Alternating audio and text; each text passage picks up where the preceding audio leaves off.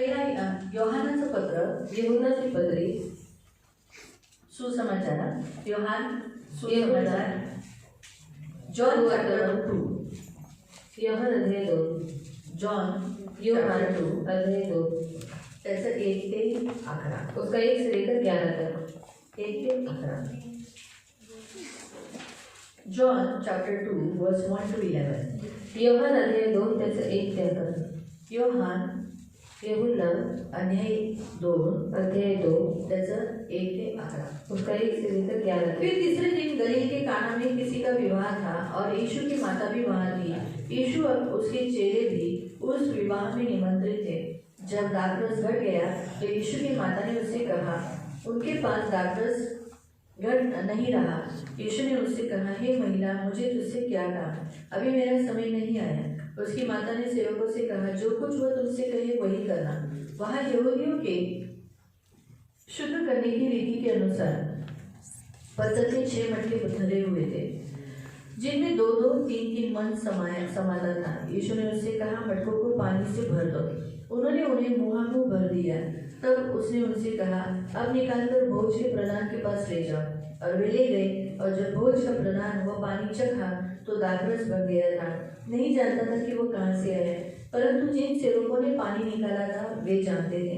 तो भोज के प्रधान ने दूल्हे को बुलाकर उससे कहा, हर एक मनुष्य पहले अच्छा दाखरस देता है, और जब लोग पीकर छक जाते हैं तब मध्यम देता है, परंतु तूने तो अच्छा दाखरस अब तक रख छोड़ा है. यीशु की गलील के काना में अपना यह पहला चिन्ह दिखाकर अपनी महिमा प्रकट की और उसके चेलों ने उस पर विश्वास किया. नंतर तिसऱ्या दिवशी गालिलातील काना येथे एक लग्न होते आणि येशूची आई गेली होते. येशूला व त्याच्या शिष्यांनाही लग्नाचे आमंत्रण होते. मग द्राक्षारस संपला तेव्हा येशूची आई त्याला म्हणाली, त्यांच्याजवळ द्राक्षारस नाही. येशू तिला म्हणाला, बाई, याच्याशी तुझा माझा काय संबंध, माझी वेळ अजून आली नाही. त्याची आई चाकरांना म्हणाली, हा तुम्हाला जे काही सांगेल ते करा. तेथे पाण्याचे 6 दगडी रांजण यहुदांच्या शुद्धीकरणाच्या रीतीप्रमाणे ठेवले होते. त्यात 2-2, 3-3 मन पाणी मावेल असे ते होते. येशू त्यांना म्हणाला, रांजण पाण्याने भरा. आणि ते त्यांनी काठोकाठ भरले. मग त्याने त्यांना सांगितले, आता त्यातले काढून भोजन कारभाऱ्याकडे न्या. तेव्हा त्यांनी ते नेले. द्राक्षरस बनलेले पाणी भोजन कारभाऱ्याने जेव्हा चाखले, तो द्राक्षरस कोणता आहे हे त्याला ठाऊक नव्हते, पण पाणी काढणाऱ्या चाकरांना ठाऊक होते. तेव्हा भोजन कारभारी वराला बोलवून म्हणाला, प्रत्येक मनुष्य पहिल्याने चांगला द्राक्षरस वाढतो आणि लोक यथेच्छ प्याले मग नीरस वाढतो. तू तर चांगला द्राक्षरस आतापर्यंत ठेवला आहेस. येशूने गालिलातील काना येथे आपल्या चिन्हाचा हा प्रारंभ करून आपला गौरव प्रकट केला आणि त्याच्या शिष्यांनी त्याच्यावर विश्वास ठेवला. आपण डोळे बंद करू. हम आंखों बंद करेंगे. तारणाऱ्या गोड पवित्र सेनाधीश पिता प्रभू येशू ख्रिस्ताच्या गोड आणि सर्व सामर्थ्य नावाने तुझ्या अनुग्रहाच्या सिंहासनाच्या समोर येते. प्रभू, या सकाळच्या वेळेस प्रभू आम्हाला तू तुझ्या सानिध्यामध्ये वचनाच्या द्वारे तू आमच्याशी बोलतोस म्हणून मी तुझे आभार मानते. आम्हा सर्वांचा ताबा तुझ्या हातात देते. आम्ही वचन लक्षपूर्वक ऐकण्यासाठी सहायता कर, दया कर. माझ्या तारणाऱ्या गोड पवित्र पिता वचनाचा ताबा तुझ्या हातात देते. आम्ही आज्ञाकारी होण्यासाठी मदत कर, प्रभू येशूच्या नावाने, amen. Praise the Lord. Hallelujah. Hallelujah. आपण इथे पाहतो की येशू एका विवाहामध्ये गेलेला आहे. काना गावामध्ये एक विवाह आयोजित केला आहे. और यहाँ पर हम देखते हैं कि यीशु मसीह एक विवाह में, एक शादी में गए हैं. काना गांव में एक शादी है. काना एक गावाचं नाव आहे. काना एक गांव का नाम है. आपलं वांगी हे गावाचं नाव आहे. जैसे वांगी हमारे गांव का नाम है. प्रत्येक तुमचं जसं बदलापूर आहे, और जैसे आपको बदलापूर है, कर्जत आहे, कर्जत है, तसंच आहे ना. काना नाव सुद्धा एका गावाचं नाव आहे. और वैसे ही काना एक गांव का नाम है. आणि त्या गावामध्ये विवाह आयोजित केला होता. और उस गांव में एक शादी आयोजित की गई थी. आता विवाह इथे खास बघा, योहानाने बाकी सर्व अध्यायात जर तुम्ही पाहिलं तर योहानाने विवाहाबद्दल जास्त जोर दिला आहे. और बाकी के अगर सारे अध्यायों में देखा तो यूहन्ना ने क्या किया है, विवाह के बारे में ज्यादा जोर दिया. आणि येशूचा पहिला चमत्कार बायबलमध्ये कोणता आहे याचं स्पष्टीकरण इथे दिलंय. और यीशु मसीह का पहला चमत्कार बाइबल में कौन सा है, उसका स्पष्टीकरण यहाँ पर दिया गया है. आपल्याला असं वाटतं की जेव्हा त्याने बपतिस्मा घेतला, और हमें ऐसा लगता है कि जब उसने बपतिस्मा लिया, पहिला पत्रसला जेव्हा त्याने पहिला चमत्कार, जेव्हा ते खूप मासे झाले, और पहला चमत्कार की बहुत सारी मछलियां बढ़ गई, आणि पेत्राच्या सासूला बरं केलं घरी गेल्यानंतर, और पतरस की सास को चंगाई दी उसके घर पर जाने के बाद. परंतु योहान स्पष्टीकरण करतो की येशूच्या म्हणजे सर्व शिष्यांच्या समोर आणि सार्वजनिक रीतीने जो पहिला चमत्कार केला तो कोणता होता? तो काना गावातल्या लग्नामध्ये केला। और यूहन्ना स्पष्टीकरण करता है कि सारे शिष्यों के सामने और सारे लोगों के सामने जो पहला चमत्कार हुआ वो काना गांव में हुआ। हा, तर म्हणून का त्याने हा चमत्कार काना गावाच्या विवाहामध्ये हा केला? और उसने ये चमत्कार काना गांव के इस विवाह में क्यों किया? कारण येशूने विवाहाला आदर दिला आहे। क्योंकि यीशु मसीह ने विवाह को आदर दिया है। बायबल आपल्याला सांगतं, बाइबल हमें बताती है इब्रियरांच्या 13व्या अध्यायामध्ये, इब्रानियों की पत्री अध्याय 13 में, इब्रू इब्रानियों की पत्री अध्याय 13 अध्याय 13 त्याचं 4थं वचन, उसका 4था वचन। इब्रू इब्रानियों की पत्री अध्याय 13 अध्याय 13 त्याचं 4 उसका 4था वचन। लग्न सर्वस्वी आदरणीय असावे। लग्न हे काय असावं? सर्वस्वी आदरणीय असावे। लग्नाला तुम्ही खूप महत्व आणि आदर दिला पाहिजे। और विवाह को आप बहुत महत्व और आदर देना चाहिए। तुम्हाला माहिती का आदर दिला पाहिजे? आपको मालूम है आदर क्यों देना चाहिए? कारण देवाने जेव्हा आदमाची रचना केली, क्योंकि जब परमेश्वर ने आदम की रचना की, कारण जेव्हा पिता पुत्र पवित्र आत्म्याने तिघांनी मिळून जेव्हा म्हणाले या आपण आपल्या स्वरूपामध्ये काय करूया? आत्माला बनवूया। और जब पिता पुत्र पवित्र आत्मा ने मिलकर ये निर्णय किया था कि आप हमारे स्वरूप में आदम को बनाए। पण आत्माला बनवण्याची ही योजना देवाची पहिल्यापासून होती। और आदम को बनाने की योजना वो पहले से ही परमेश्वर ने बनाई जर थी। इफ्सिकरांच्या पत्रात तुम्ही वाचलं तर सृष्टी बनवण्याच्या अगोदर देवाने आपल्याला निवडलं असं म्हणतात। और युक्तियों की पत्री में अगर आपने पढ़ा तो वहां पर लिखा है कि परमेश्वर ने सृष्टि बनाने से पहले ही हमको चुन लिया था। म्हणजे याचा अर्थ आहे सृष्टी बनवण्याच्या अगोदर आपला जन्म होणं हे त्याने नियुक्त केलं होतं। और इसका मतलब है सृष्टि बनाने से पहले हमें बनाना ये निर्णय उसने ले चुका था। म्हणून त्याने काय केलं? मानवाची रचना करायच्या अगोदर सृष्टीची रचना केली। और इसलिए उसने क्या किया? मनुष्य की रचना करने से पहले सृष्टि की रचना की। सृष्टीची रचना अशा रीतीने केली जी मानवाला गरज आहे। और सृष्टि की रचना इस रीति से की जिसके कारण मनुष्य को उसकी जरूरत मानवाला है। उजेडाची गरज आहे, मनुष्य को प्रकाश की जरूरत है, कारण आपल्याला अंधारात दिसत नाही। क्योंकि हमें अंधकार में दिखाई नहीं आपल्याला देता। दिसतं का? हमें दिखाई देता है क्या? प्राण्यांमध्ये आणि आपल्यामध्ये हा मोठा फरक आहे। प्राणियों में और हमें एक सबसे बड़ा फर्क है। प्रियानो लक्षात ठेवा, प्राण्यांना अंधारात दिसतं, और प्राणियों को अंधेरे में दिखाई देता पण है, आपल्याला अंधारात दिसत नाही। पर हमें अंधेरे में दिखाई नहीं म्हणून देता। देवाने उजेड केला। और इसलिए परमेश्वर ने उजियारा बनाया। आपण हवेत असं तरंगू शकत नाही, जसे पक्षी तरंगत राहतात। और जैसे पंछी उड़ते रहते वैसे हम हवा में उड़ नहीं सकते। हा, आणि मासे जसे पाण्यात राहतात और जैसे मछलियां पानी में रहती तसं है, आपण पाण्यात नाही राहू शकत। और वैसे हम पानी में नहीं रह सकते। आपल्याला सुखी जमीन पाहिजे, और इसलिए हमें सुखी भूमि चाहिए आपण तिथे उभे राहू शकतो। जहाँ पर हम खड़े रह सकते म्हणून हैं। त्याने काय केलं? सुखी भूमी बनवली, और इसलिए उसने सुखी भूमि को बनाया, पाण्याला वेगळं केलं, पानी को अलग किया, सुख्या जमिनीला वेगळं केलं, सुखी भूमि को अलग किया। आणि मग और फिर माणसाला भूक आहे मनुष्य को भूख है, म्हणून त्याने काय केलं? और इसलिए परमेश्वर ने क्या किया? झाडं बनवली, झाड़ बनाए, खूप वेगवेगळे पदार्थ बनवले जे ज्याची माणसाला गरज आहे। और अलग अलग पदार्थ बनाए जिसको मनुष्य को उस बात की जरूरत है। मेन झाडं बनवण्याचा मुख्य उद्देश काय आहे? की आपल्याला ऑक्सिजन मिळावं, कारण माणूस ऑक्सिजननेच जगतो। और झाड़ बनाने का मुख्य उद्देश्य ये था कि हमको ऑक्सीजन मिले, क्योंकि मनुष्य को ऑक्सीजन की जरूरत होती है। पृथ्वीवर जे वातावरण आकाश बनवलं, आकाशामध्ये सूर्य चंद्र तारे हे सर्व त्यांनी का बनवलं? माणसासाठी बनवलं, की माणसाला दिवस कोणता, रात्र कोणती त्या कळण्यासाठी त्यांनी काय केलं? हे आकाश आणि आकाशांचे तारांगण बनवले। और मनुष्य को दिन ये सब समझ में आए, इसलिए परमेश्वर ने आकाश को और तारों को बनाया। हे सर्व त्याने माणसासाठी केलं, और ये सब कुछ उसने मनुष्य के लिए किया। माणूस जिवंत राहावा म्हणून त्याने आकाशाच्या खाली ऑक्सिजन सप्लाय ठेवला। और मनुष्य जिंदा रहे इसलिए आकाश के नीचे उसने ऑक्सीजन सप्लाई। आकाशाच्या वरती तुम्ही जाल तर तिथे ऑक्सिजन नाहीये। आकाश के ऊपर आप जाओगे तो उसके ऊपर ऑक्सीजन नहीं है। नेहमी लक्षात ठेवा, हमेशा याद रखो। म्हणून आहे ना, जे जहाज नाही, एरोप्लेन आहे ना, ते आकाशाच्या वरती का जातं? और एरोप्लेन आकाश के ऊपर क्यों जाता है? कारण तिथे काय होतं? तिथे तरंगायला त्याला जमतं, और वहां पर तैरने के लिए उसको जमता है, म्हणून ते त्याच्या वरती जातं। और इसलिए वो उसके ऊपर जाता है।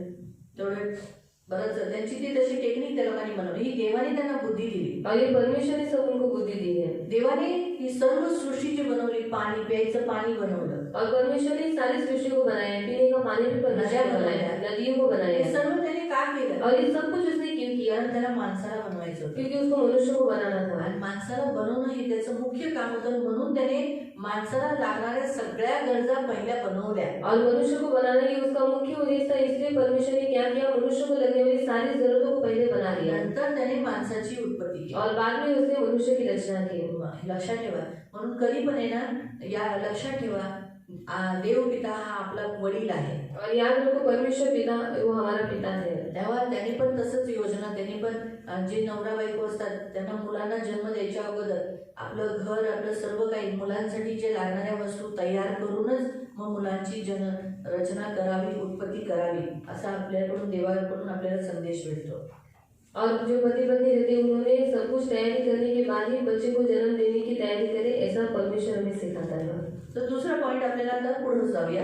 तर देवाने मानवाची रचना केल्यानंतर और परमेश्वर ने मनुष्य की रचना करने के बाद काय झालं? क्या हुआ? माणूस एकटा महसूस करू लागला, और मनुष्य अकेला एहसास करने त्याला लगा, एकटेपणाची जाणीव होऊ लागली. उसको अकेलेपन का एहसास होने कारण लगा. त्याने पहिलं कुणाला बनवलं? पुरुषाला बनवलं. क्योंकि उसने सबसे पहला किसको बनाया था? पुरुष को. कुणाला बनवलेलं? किसको बनाया था? पहिला कोण बनवला? पहले कौन बनाया गया? पुरुष. पुरुष. म्हणून देवाने पहिलं पुरुषाला बनवलं. और इसलिए परमेश्वर ने पहले पुरुष को बनाया. पुरुष हा माळी होता, त्याला शेतात काम करायची आज्ञा दिली. और पुरुष ही किसान था और उसको खेती में काम करने की आज्ञा परमेश्वर ने दी. वाचूया. पढ़ेंगे हम लोग. उत्पत्तीमध्ये जाऊया 2 मध्ये उत्पत्ति अध्याय 2 में हम जाएंगे. आणि त्याचं 15.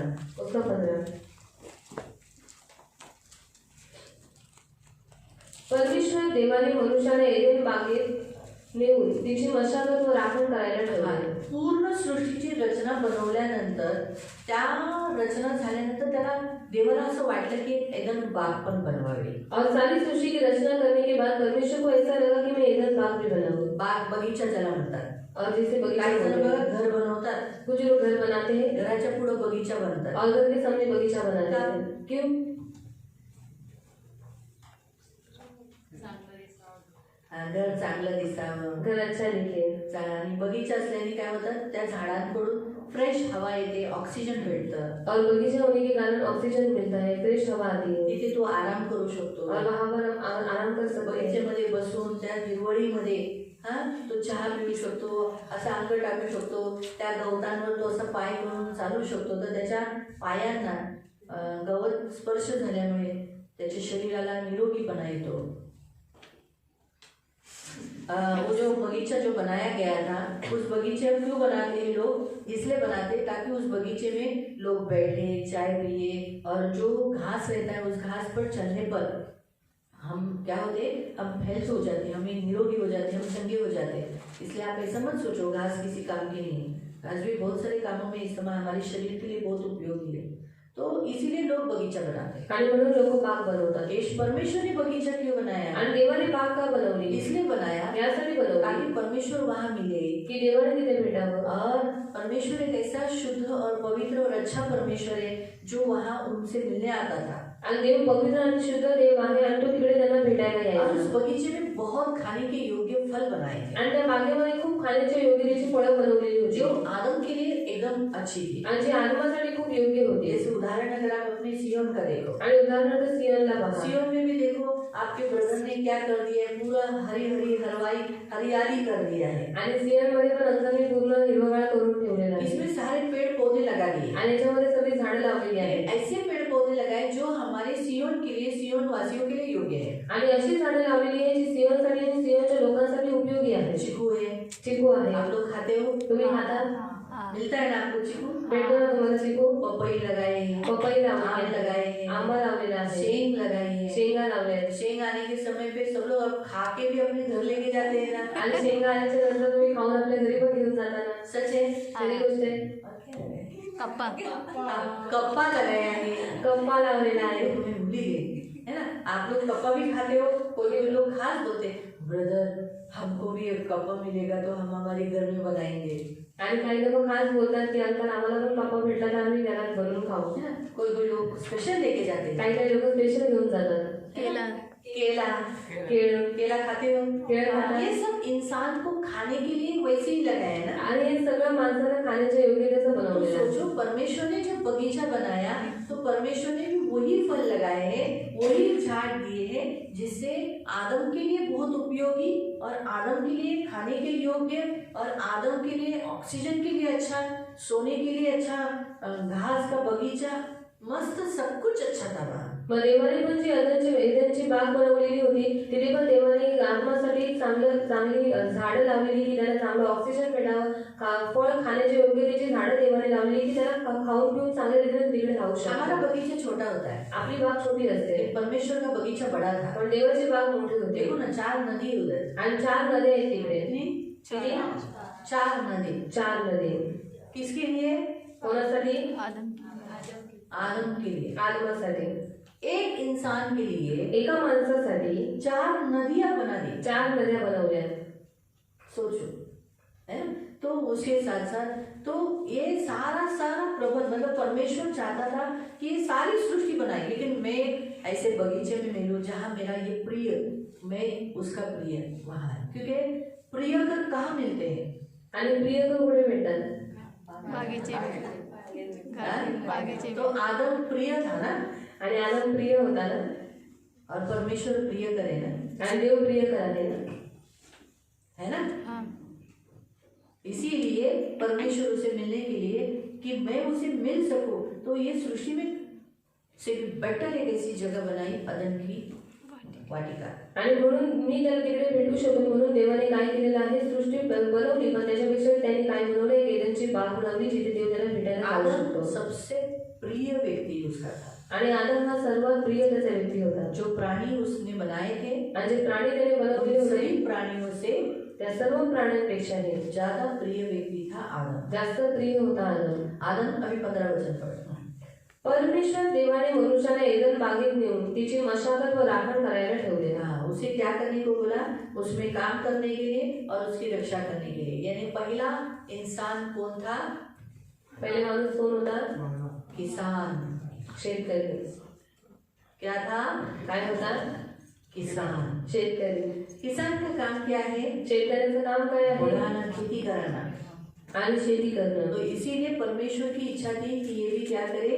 किसान. हमारा परमेश्वर भी किसान है. आणि आपला देव पण शेतकरी आहे. अगर आप इसमें पढ़ सकते हैं जॉन चैप्टर 15 में. आणि योहान 15 मध्ये तुम्ही वाचू शकता. हालेलुया, हालेलुया, हालेलुया, हालेलुया, बोलेंगे hallelujah, hallelujah, hallelujah, hallelujah, hallelujah, hallelujah. तो हमारा परमेश्वर भी कौन है? आपला देव पण कोण आहे? किसान. शेतकरी. इसलिए उसने बनाए हुए उस पुत्र जो आदम है वो भी कौन है? किसान. आणि त्यांच्या पुत्राला बनवलं म्हणजे आत्माला, तो सुद्धा कोण आहे? एक शेतकरी. लेकिन परमेश्वर ने महसूस किया कि वो अकेला पड़ रहा है इस खेती का काम करने के लिए. पण देवाला जाणीव झाली की हा शेतीचं काम करायला एकटा झालेला आहे. इसीलिए परमेश्वर ने उसके लिए क्या किया? उसके लिए उसकी पत्नी यानी उसके लिए स्त्री बना दिया. आणि म्हणून देवाने काय केलं? त्याच्यासाठी पत्नी बनवली, म्हणजे एक स्त्री बनवली. क्या बनाया? काय बनवली? क्या बनाया? पढ़ लेंगे. वाचूया आपण. उत्पत्ति अध्याय 2 में उत्पत्ती अध्याय 2 मध्ये 21 वचन. 21 वचन. मग परमेश्वर देवाने आदमाला गाढ निद्रा आणली आणि तो झोपला, तेव्हा त्याने त्याची एक फासळी काढून घेतली. पुरुष की एक हड्डी निकाली. कौन सी? एक हड्डी जो यहाँ की एक हड्डी निकालकर तिची जागा मांसाने भरून आली. उस हड्डी पर मांस भर दिया. परमेश्वर देवाने आदमाची फासळी काढून तिची स्त्री बनवली. क्या बनाई? क्या बनाई? स्त्री बनाई. तो लग्न मध्ये जो शादी जो होती है, शादी में कौन होना चाहिए? पुरुष और स्त्री. आणि लग्नामध्ये कोण असला पाहिजे? पुरुष आणि स्त्री. पुरुष शादी नहीं कर सकते. पुरुष लग्न नाही करू शकत. स्त्री शादी नहीं कर सकते. स्त्री विवाह नाही करू शकत. पुरुष और जानवर शादी नहीं कर सकते. पुरुष आणि जनावर लग्न नाही करू शकत. पढ़ लेंगे. 18 से पढ़ेंगे. मग परमेश्वर देव बोलला, मनुष्य एकटा असावा हे बरे नाही, तर त्याच्यासाठी अनुरूप सहाय्यक मी करेन. उसके लिए मददगार, उसके लिए मैचिंग ऐसा मैं उसके लिए क्या करूंगा? मददगार करूंगा. यानी वाइफ कौन होती है? पुरुष की मददगार होती है, हेल्पर होती है उसको मदद करने के लिए. आणि पत्नी कोण असते? पुरुषाची एक मदतनीस असते. ये हमेशा याद रखो. एक नेहमी लक्षात ठेवा. इसलिए शादी करने वालों ने एक याद रखकर शादी करना है कि अभी जैसे मैं शादी कर रहा हूँ, मैं इसलिए शादी कर रहा हूँ ताकि परमेश्वर की योजना है. शादी ये परमेश्वर की योजना है. आणि लग्न ही देवाची योजना आहे. याद रखो, शादी ये परमेश्वर की योजना है. लग्न ही देवाची योजना आहे. और मैं इसलिए शादी कर रहा हूँ ताकि परमेश्वर का सेवा कार्य कर सकूं. आणि मी यासाठी लग्न करत आहे कारण मला देवाची सेवा कार्य करायचं आहे. शादी ये परमेश्वर की सेवा है. आणि लग्न ही एक देवाची सेवा आहे. परमेश्वर ने आदम को बनाने के बाद देवाने आत्माला बनवल्याच्या नंतर फूलो फलो फलवंत हो पृथ्वी भर लो। आणि त्याला सांगितलं तू फलद्रूप हो आणि वाढत जा आणि बहुगुणित हो. लेकिन क्या वो अकेला रहने से क्या मनुष्य बढ़ जाते? तो एकटा राहिल्याने माणसं वाढली असती का? परमेश्वर के लिए कोई बात कठिन नहीं, नया मनुष्य बना था। लेकिन परमेश्वर की योजना क्या थी? विवाह के पश्चात जो पुरुष और स्त्री से विवाह होगा, इनके पश्चात जो बच्चे जन्मते जाएंगे, बनते जाएंगे, इसके द्वारा पृथ्वी क्या भर जाएगी? इंसानों से हो जाएगी। आणि देवाची एक योजना होती की स्त्री आणि पुरुषचा विवाह झाल्याच्या नंतर त्यांच्याद्वारे जी संतती होईल त्याच्याद्वारे पृथ्वी काय होऊन जाईल? भरून जाईल। इसीलिए परमेश्वर ने जो शादी है ना, ये गुणाकार बोलकर बोला जाता है। गुणाकार असं असतो, गुणाकार जास्त पटीने मोजला जातो, जास्त होतं, और गुणाकार ज्यादा पड़ता है। म्हणून बघा, जेव्हा आदम लग्न करतो, इसलिए आदम शादी करता पुरुष है, लग्न करतो, पुरुष शादी करते हैं, त्याला एक बायको भेटते। उसको एक पत्नी मिलती है। एका बायकोनंतर एक पत्नी के बाद त्याच्या जीवनामध्ये खूप सारी मुलं येतात, और उसके जीवन में बहुत सारे बच्चे आ जाते हैं, 10-12 10-12 अशी पोरं येतात। पहिले काळात 15-20 पोरं होती। और पहले काल में 15-20 ऐसे बच्चे हे थे। तर आताच्या काळात इंदिरा गांधीने हम दो हमारे दो ऐसा प्लॅनिंग किया। और अभी के काल में इंदिरा गांधी ने हम तो हमारे दो ऐसी प्लानिंग म्हणून बनाई लोक दोन बस झाली, दोन बस झाली, दोन बस झाली बोलतात। और इसलिए लोग बोलते 2 बस हो गए। आणि आताच्या काळात लोक का बोलतात 2 बस? और अभी के काल में लोग 2 बस क्यों बोलते हैं?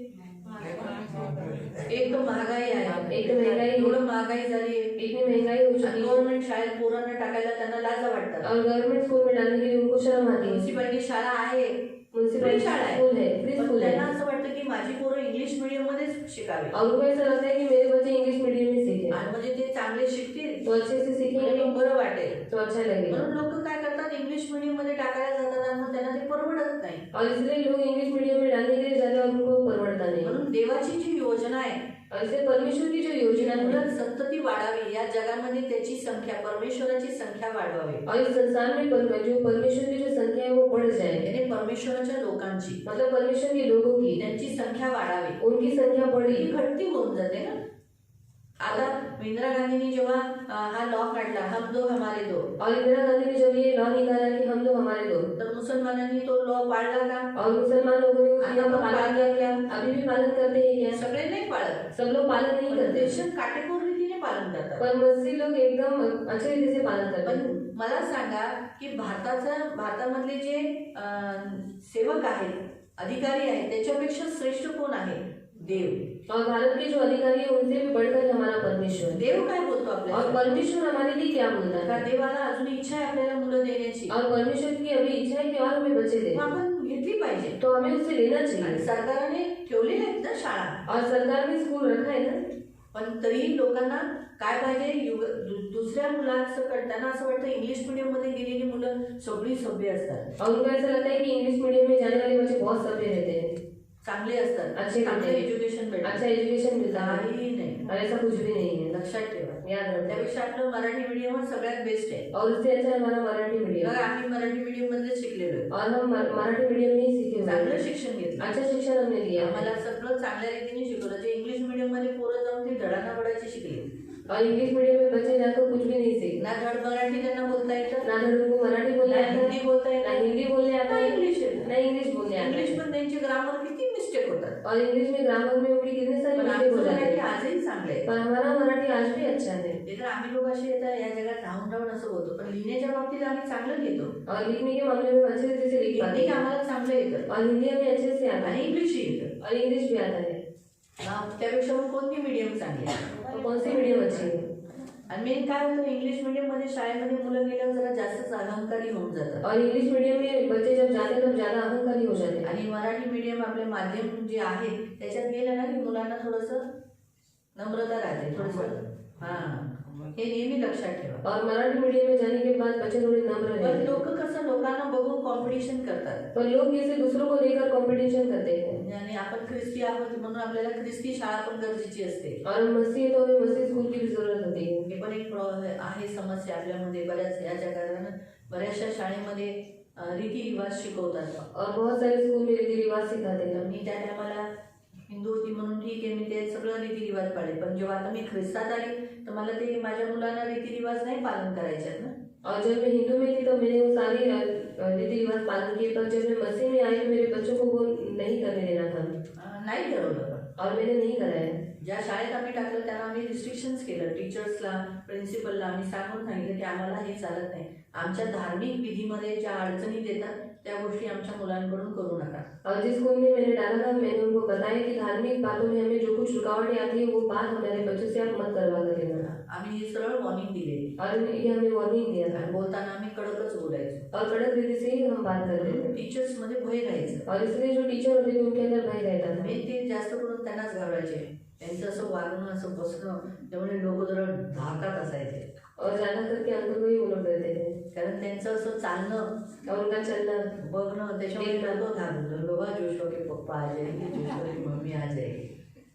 त्याच्यामुळे हे गरजेचं असतं. और ये सब जरूरी होता है. म्हणून प्रियानो हे देवाची ही योजना आहे. और ये परमेश्वर की योजना है. लोकांना वाढवणं पृथ्वीवर. और लोगों को बढ़ाना इस पृथ्वी के ऊपर. देवाने पृथ्वीला आशीर्वाद दिला. परमेश्वर ने पृथ्वी को आशीष दी. देवाने माणसाला आशीर्वाद दिला. परमेश्वर ने मनुष्य को आशीष तुम्ही दी वाढा. कि तुम तो बढ़ो. वाढण्यासाठी काय पाहिजे? तो बढ़ने के लिए क्या चाहिए? लग्न. शादी. म्हणून लग्न ही देवाची योजना आहे. इसलिए शादी ही परमेश्वर की योजना आणि है. या योजनेमध्ये और इस योजना में देवाने पुरुष आणि स्त्री ह्यांना निवडलं. परमेश्वर ने पुरुष और स्त्री इनको चुना. पुरुष लग्न नाही करू शकत. पुरुष शादी नहीं कर सकता. तुम्ही मलाकी अध्यायामध्ये 3 मध्ये वाचू शकता, 2 किंवा 2 मध्ये मला वाटतं तिथे लिहिलेलं आहे की देवाकडे खूप सारे आत्मे आहेत. और मलाकी ने 2 में तो 3 में आप पढ़ सकते हैं कि वहाँ पर लिखा है कि परमेश्वर के पास बहुत सारी आत्माएं खूप हैं. सारे आत्मे आहेत. बहुत सारी आत्माएं पण हैं. तरीही देवाने आत्मासाठी फिर भी परमेश्वर ने आदम के लिए एकच आत्मा दिला एक ही आत्मा को दिया है है. ना. आणि तिसरं कोणती दिला? स्त्री. और वो भी कौन सी दिया? स्त्री. 2 मध्येच आहे. 2 मध्येच आहे. तर म्हणून सांगितल्यानुसार प्रियानो लक्षात ठेवा की देवाचं वचन आपल्याला काय सांगतं की पुरुष आणि स्त्रीच विवाह करू शकतात. और बताने का उद्देश्य है कि पुरुष और स्त्री विवाह कर सकते आता हैं. या जगामध्ये लोक जे पुरुष लग्न करतात, और अभी संसार में जो पुरुष शादी करते हैं बायका लग्न करतात, और स्त्री शादी करती हे है, व्यभिचार आहे. ये व्यभिचार है. देवाच्या नजरेत एकदम मोठं पाप आहे. परमेश्वर की नजर में एक सबसे बड़ा पाप है. देवाने ठेवलेली योजना पालन न करणं, त्याच्या विरुद्ध जाणं हे शैतानी कार्य आहे. और परमेश्वर ने योजना जो बनाई है उसके विरोध में जाना ये शैतान की ओर से प्लानिंग होता है. आणि हे देवाला आवडत नाही. और ये परमेश्वर को अच्छा नहीं देव लगता. बिलकुल ह्या गोष्टींनी प्रसन्न होत नाही. परमेश्वर इस बात से बिल्कुल प्रसन्न नहीं म्हणून होता. देवाला ह्या अशा लग्नाचा तिटकार आहे. और परमेश्वर को ऐसे विवाह से घृणा करता है. देवाने लग्नाविषयी जे नियम ठेवले तेच नियम योग्य आहे. और शादी के बारे में जो परमेश्वर ने नियम रखे हैं वही योग्य है. म्हणून तेच नियम आपण ख्रिस्ती लोकांनी पालन केले पाहिजे. और वही नियम हम मसीह लोगों ने पालन करना चाहिए. म्हणून प्रियानो लक्षात ठेवा, और इसलिए प्रिय याद करो, परमेश्वराने लग्न ही विधी लावताना पहिला पुरुष आणि दुसरं स्त्री और परमेश्वर ने शादी कराते समय पहले पुरुष बाद में स्त्री हा रूल ठेवला. ये नियम रखा. कारण म्हणून पुरुष प्राण्यांबरोबर लग्न करू शकत और पुरुष प्राणियों के साथ शादी नहीं कर तुम्हाला असं सकता. वाटत असेल काय दीदी बोलते प्राण्यांबरोबर करत असेल, पण हो आजच्या युगात प्राण्यांबरोबर माणसं लग्न करतात. और अभी के काल में लोग प्राणियों के साथ भी शादी करते हैं. कोणत्या एका देशामध्ये मी एक व्हिडिओ पाहिला, त्याने मगरी बरोबर लग्न केले. और मैंने एक वीडियो देखा था कि उसने एक मगरमच्छ के साथ शादी की. मगर कशी आहे, और मगरमच्छ कैसी है तिचं तोंड बांधून ठेवलेला और उसका मुंह बांध कर रखा था आणि त्याच्यावर लग्न केलं. और उसके साथ शादी किया. बोलो. तुम्ही विचार करू शकता, जर माणूस मगरी बरोबर करू शकतो, मग दुसऱ्या किती प्राण्यांबरोबर त्यांनी लग्न केलं असेल. और तो जो मनुष्य मगरमच्छ के साथ शादी कर सकता है तो कितने सारे प्राणियों के साथ शादी करता होगा. म्हणून इथे बघा, जे आपण उत्पत्ती अध्यायामध्ये की मी वाचायला सांगितलं तेव्हा, परमेश्वर देवाने सर्व वनपशु आणि आकाशातील सर्व पक्षी हे मातीचे घडवल्यावर आदम त्यांना कोणती नावे देतो हे पाहावे म्हणून त्याच्याकडे त्याने नेले. देवाने त्यांना प्राण्यांना कुणाकडे नेलं? आत्माकडे. पण कशासाठी नेलं हे नेहमी लक्षात ठेवा, नाव देण्यासाठी. तेव्हा आदमाने प्रत्येक सजीव प्राण्याला जे नाव दिले तेच त्याचे नाव पडले, तेच त्यांचं नाव ठरलं. आदमाने सर्व ग्रामपशु आकाशातील पक्षी व सर्व वनपशु यांना नावे दिली, पण आदमाला कोणी अनुरूप सहाय्यक मिळेल. त्यांच्यातला आदमासाठी एकही व्यक्ती नाही, प्राणी त्याला मॅच खाईल किंवा त्याच्याबरोबर योग्य होईल असा प्राणी म्हणजे नव्हता. म्हणजे माणूस प्राण्यांबरोबर लग्न करू शकत नाही, और मनुष्य प्राणियों के साथ विवाह नहीं कर पण सकता। तो कुणाबरोबर करू शकतो? तो किसके साथ कर सकता असं है? बायबल सांगतं की पुरुष आणि स्त्री। बाइबल बताती है पुरुष और स्त्री। म्हणून प्रभू येशू ख्रिस्ताने खास जोर दिला और इसलिए यीशु मसीह ने खास जोर दिया लग्नाविषयी। शादी के मामले में। मत्ती अध्याय 19, मत्ती 19, मत्ती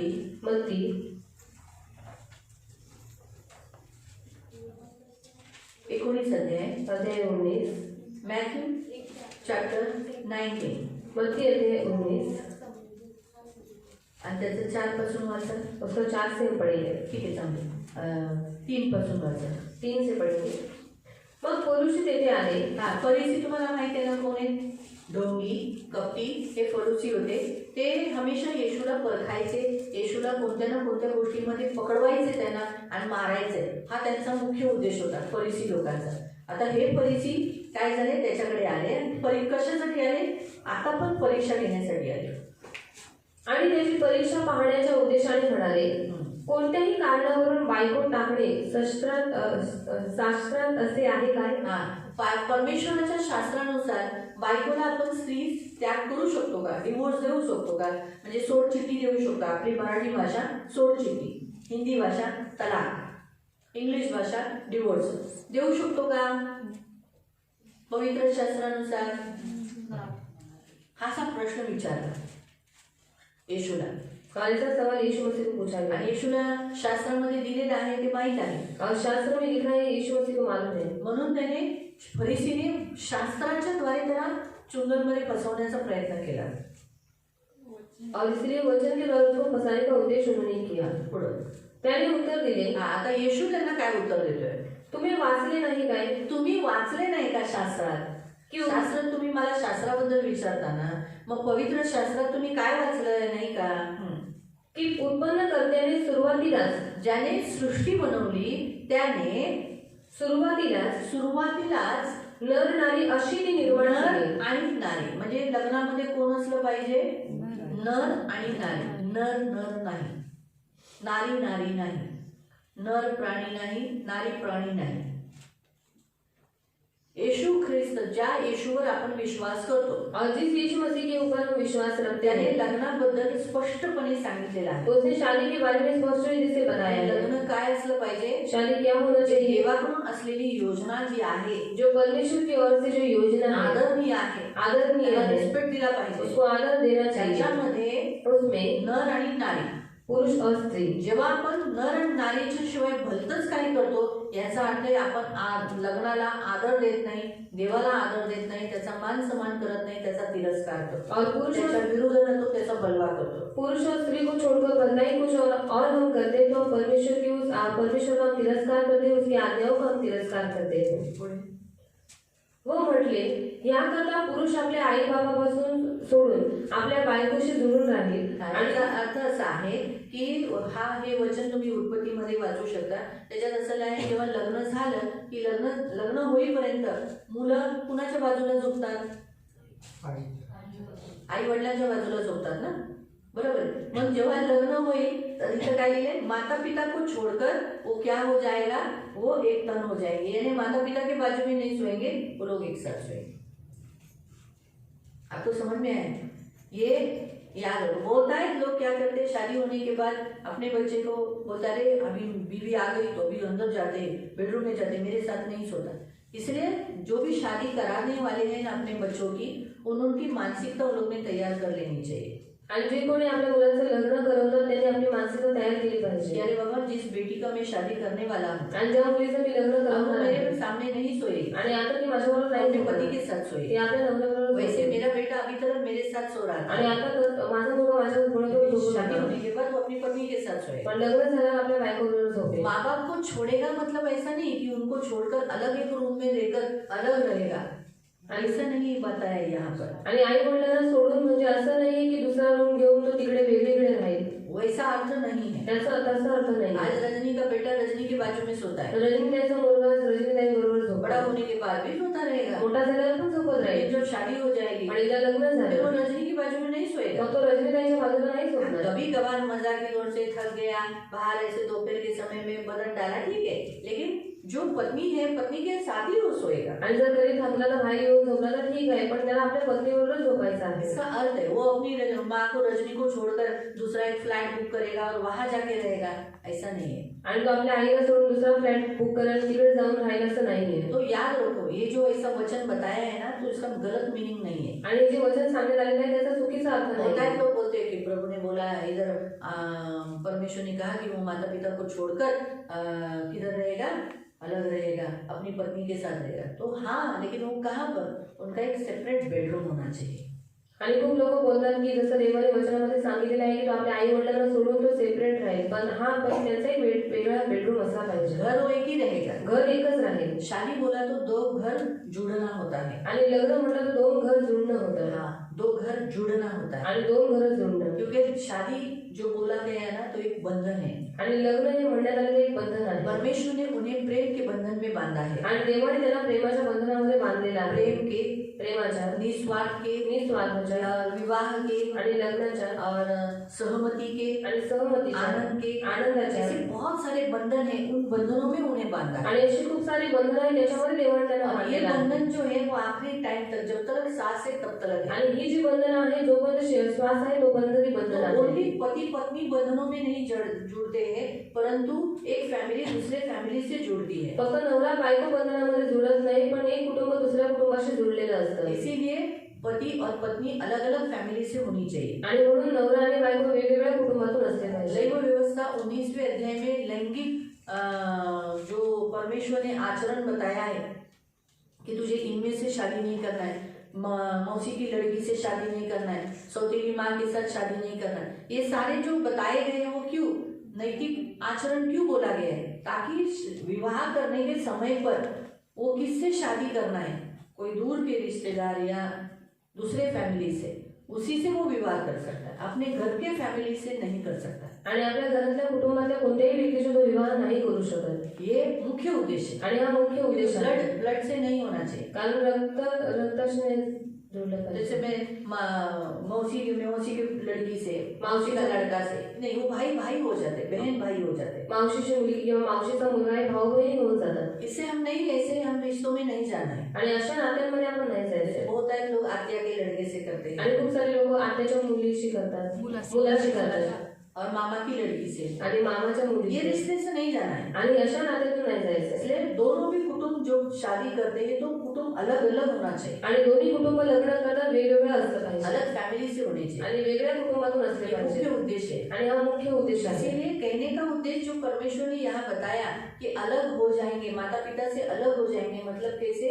वो अलग बेडरूम में रहेंगे, अलग रूम में रहेंगे, उनको अपने माँ बाप को छोड़कर जाने के लिए नहीं परमेश्वर बताता है। आणि सांगण्याचा उद्देश वचनानुसार की त्यांचा एक वेगळा बेडरूम असला पाहिजे, त्यांना आई वडिलांना सोडून कुठे जायचं नाही. हाँ, इसीलिए शादी कराने वालों ने कभी भी है ना अपने लिए अलग बेडरूम बना लेना चाहिए। आणि जे लग्न करणार आहेत त्यांनी आपल्यासाठी एक वेगळा बेडरूम केला अपने पाहिजे. बच्चों की शादी कराते समय एक अलग बेडरूम कर लेना आणि चाहिए। आपल्या मुलांचं लग्न करते वेळेस एक वेगळा बेडरूम केला पाहिजे. ये जरूरी होता है। हे गरजेचं असतं. तो इसलिए प्रियो यहाँ जो दिया गया है कि वो अपने माता पिता से अलग होकर अपनी पत्नी के साथ रहेगा, वे दोनों एक तन हो गए, यानी उनका रिलेशन होगा, उनके लैंगिक नाते जुड़ेंगे। इसीलिए उनको अपने माँ बाप के सामने, अपने घर के लोगों के सामने सो सकेंगे क्या? इसीलिए वो एक तन होने के लिए उन्हें अलग बेडरूम जरूरी है। चलो यामुळे ती पुढे दोन नाही तर एक दिन अशी आहे. हाँ, अब वो दो नहीं है तो फिर वो लोग क्या है? एक बॉडी है, एक है। म्हणून देवाने जे जोडले आहे ते माणसाने तोडू नये. हाँ, तो जिसे परमेश्वर, शादी मतलब बोला गया ना, तो परमेश्वर जोड़ता है।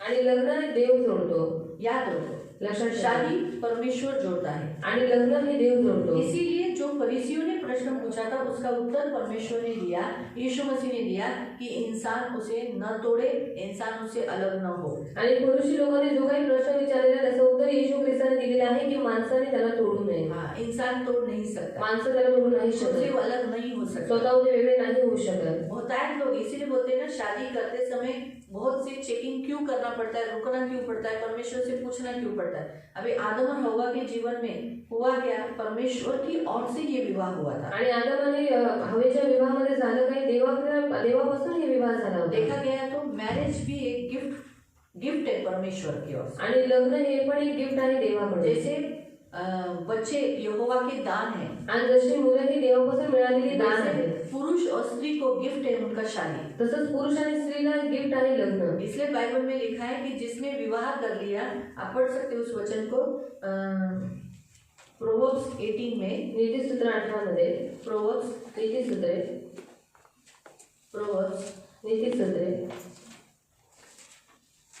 18 उसका 22, त्याचं 22।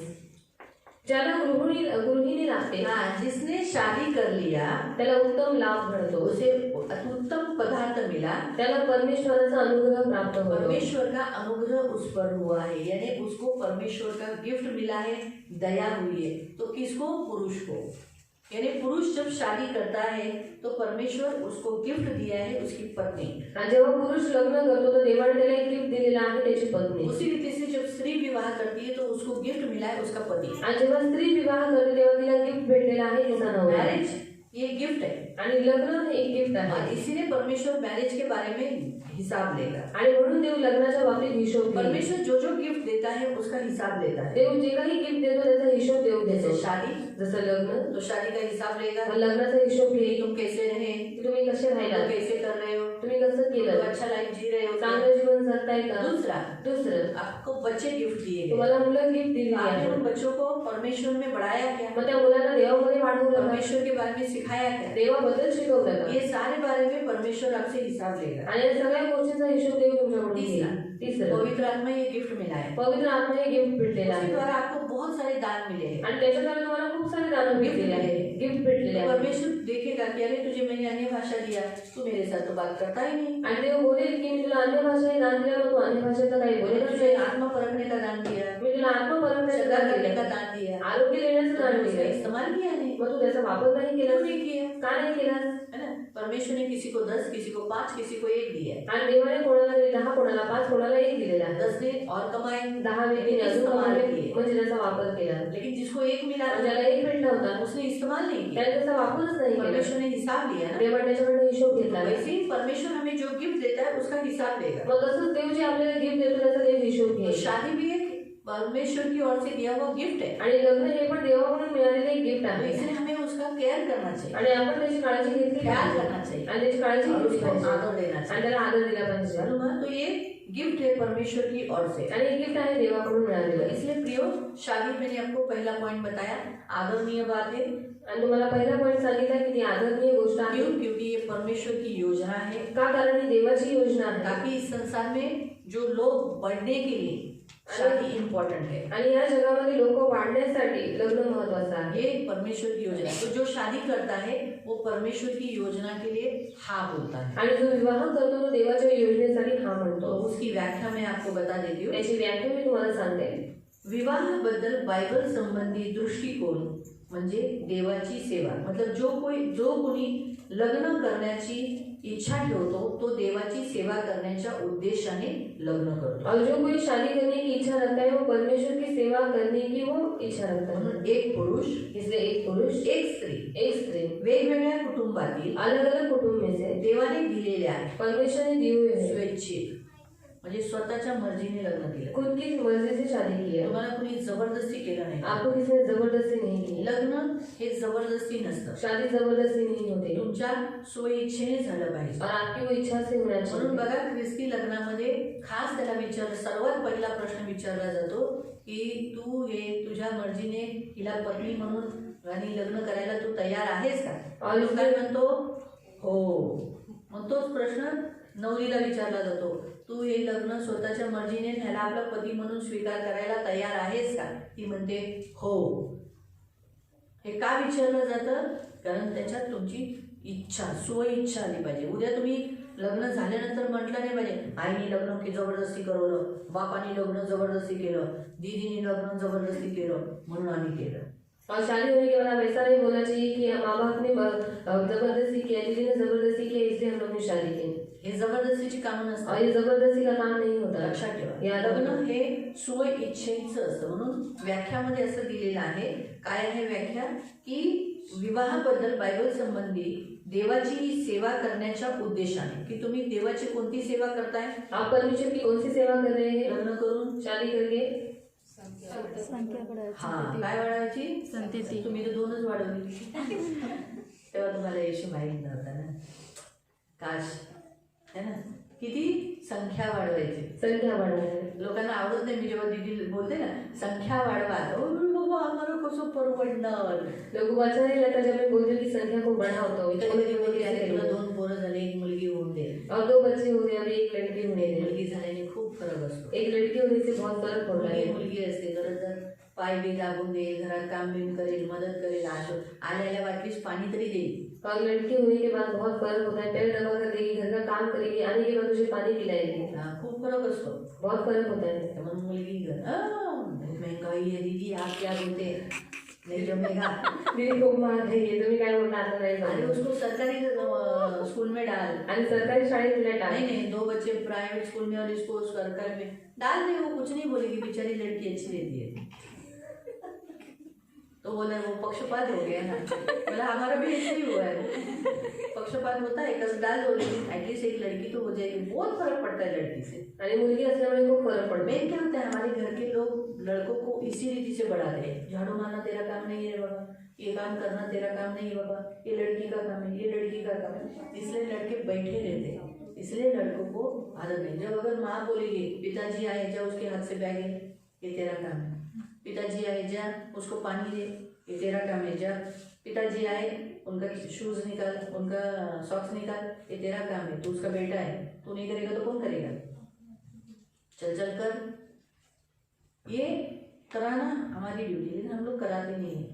ठीक है, तो इसीलिए ये परमेश्वर की सेवा है. आणि एक देवाची सेवा और आहे. उसमें एक पुरुष, त्याच्यामध्ये एक पुरुष, ज्यादा पुरुष नहीं. जास्त पुरुष नाही. कितने पुरुष? किती पुरुष.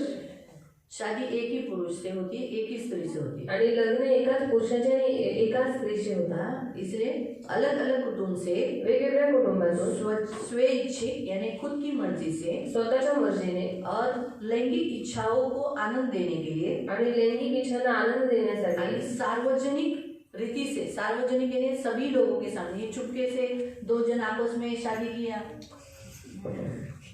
हो गया हमारी शादी. वैसी शादी अलाउ नहीं है परमेश्वर के सामने. आणि लघु जपून लग्न केलं, हे असं लग्न देवाच्या समोर त्याला अलाव नाही, परमिशन नाही. इसलिए देखो पर क्यों कलीसिया में 3 बार घोषणा की जाती है. आणि चर्चमध्ये 3 वेळा अनाउन्समेंट का करण्यात येते. मराठीमध्ये त्याला म्हणतात गजर वाजवणं.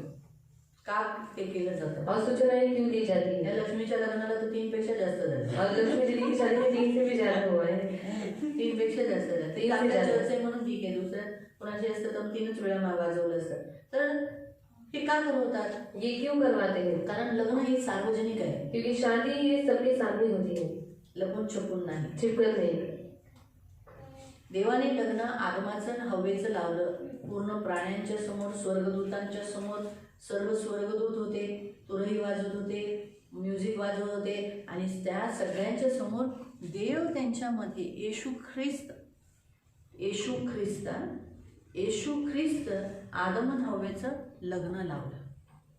और जब परमेश्वर ने आदम और हवा की शादी लगाई तो उस सारे प्राणियों के सामने, सारे स्वर्गदूतों के सामने स्वर्गदूत म्यूजिक बजा रहे थे और स्वयं यीशु मसीह उनके बीच में खड़ा रहकर उनकी शादी लगा रहा. आदनच्या वाटिकेत. अदन की वाटिका. म्हणून लक्षात ठेवा, एखाद्या घरात लपून छपून लग्न नाही चालू शकत. और इसलिए कोई भी घर में छिप छिप कर शादी करना ही नहीं चल लपून सकता. छपून कुठून तरी पळून गेले, पळून जाऊन तिथे लग्न केलं, देवाच्या नजरेत ते ग्रहणीय नाही. और वो लोग भाग गए और भागकर शादी की, ऐसा ही परमेश्वर की नजरों के सामने ग्रहण योग्य नहीं. म्हणून सार्वजनिक झालं पाहिजे. लोकांनी त्याला मान्यता दिली पाहिजे. और सबके सामने शादी होनी चाहिए और लोगों ने उसको मान्यता देनी चाहिए. म्हणून तर जेव्हा साक्षीदार का ठेवले जातात लग्नात. और इसलिए शादी में गवाहों को क्यों रखा जाता है. जेव्हा मुलाकडून साक्षीदार असतात, मुलीकडून साक्षीदार असतात आणि सगळी मंडळी हात उचलून त्यांना आशीर्वाद देते. ते हात देऊन उचलतात, प्रार्थना करतात. याचा अर्थ आम्ही साक्षीदार आहोत या लग्नाचे, आमच्या समोर यांचं लग्न झाले. और लड़की की ओर से और लड़की की ओर से, दोनों की ओर से गवाह होते.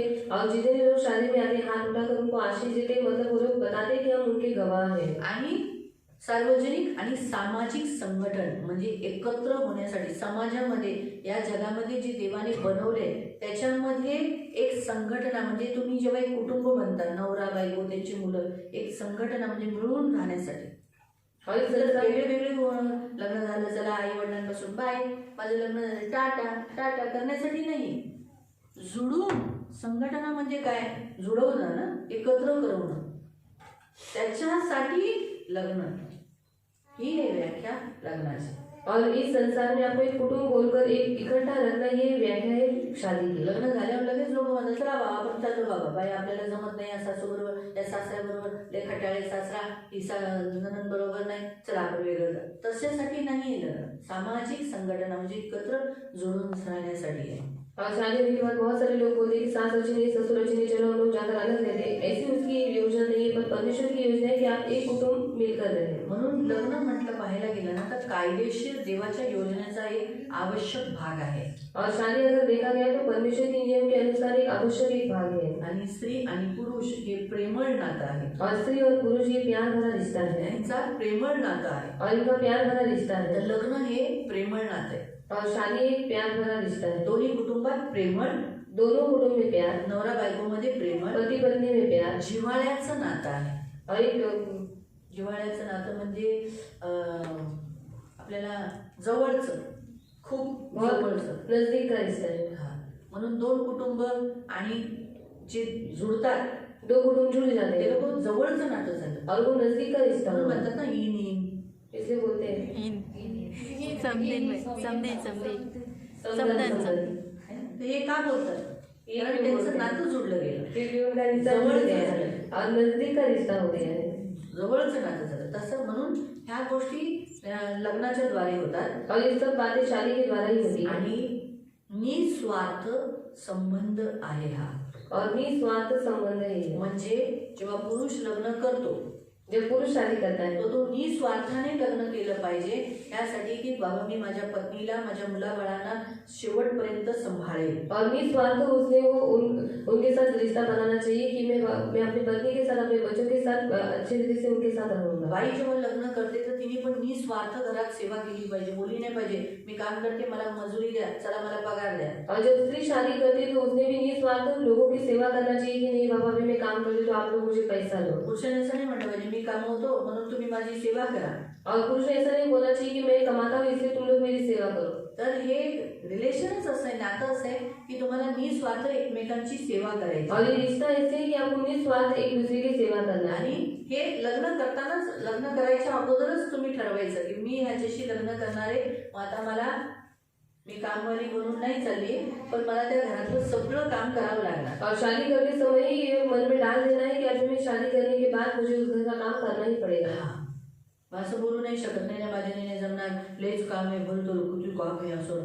तर हे लग्न झाल्यानंतर ह्या परिस्थितीतून माणूस जावंच लागतो. और शादी होने के बाद इस परिस्थिति से लोगों को जाना ही पड़ता है. तर म्हणून प्रियानो, तर पहिलं आपण पाहूया, पहिलं नातं प्रेमाचं नातं. और पहला हम देखेंगे पहला रिश्ता प्यार का मग रिश्ता. प्रेम कुणी केलं पाहिजे? तो प्यार किसने करना चाहिए? लग्न झाल्यानंतर प्रेम कुणी केलं पाहिजे? शादी करने के बाद प्यार किसने करना कुणी चाहिए? केलं पाहिजे? बताओ किसने करना चाहिए? हा?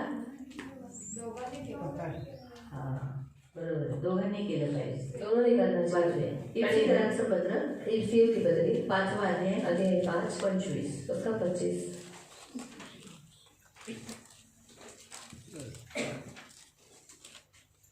एफिशियन्स 5 इफिसियों की पत्री 5 25. 25. पत्नीनो, जशी ख्रिस्ताने मंडळीवर प्रीती केली. हा, तुम्ही पुरुषांनी कसं आपल्या बायकोला प्रेम केलं पाहिजे? जसं येशू ख्रिस्ताने मंडळीवर प्रेम केलं. कसं प्रेम केलं? यीशु मसीह ने कलीसिया के ऊपर कैसे प्यार किया? हा? निस्वार्थ, म्हणजे काही आपला स्वार्थ न ठेवता, और कुछ भी अपना स्वार्थ न रखते हुए. हा, त्या हेतूनेच तुम्ही काय केलं पाहिजे? और उसी हेतु से आगे क्या करना चाहिए? तशी तुम्ही आपापल्या पत्नीवर प्रीती करा. आपापल्या पत्नीवर. खास इथं असं का शब्द दिला आपापल्या पत्नीवर? और खास इसे यहाँ पर शब्द क्यों दिया है अपनी अपनी पत्नी पर? कारण बऱ्याच जण लग्न झाल्यानंतर त्यांना असं वाटतं अरे आपल्या पत्नीपेक्षा बाजूवाल्याची पत्नी जास्त चांगली. और बहुत सारे लोगों को ऐसा लगता है कि मेरी पत्नी से भी ज्यादा बाजू वाली की पत्नी बहुत अच्छी है. म्हणून लोक आपल्या पत्नीचं ऐकण्यापेक्षा बाजूवाल्यांच्या जास्त ऐकतात. और इसलिए लोग अपनी पत्नी से भी ज्यादा जो पड़ोस में ओ वहिनी, ओ वहिनी, वहिनी भाभी वहिनी, ओ भाभी ओ भाभी, है ना? त्यांचं जास्त ऐकणार. उनका ज्यादा सुनते हैं. तसं नाही झालं पाहिजे. ऐसा नहीं होना चाहिए. लग्न झाल्यानंतर तुम्हाला तुमच्या पत्नीवरच प्रेम करायचं. और शादी करने के बाद आपको अपनी पत्नी के ऊपर ही प्यार करना है. हा, आता वाचूया तितूस तितूस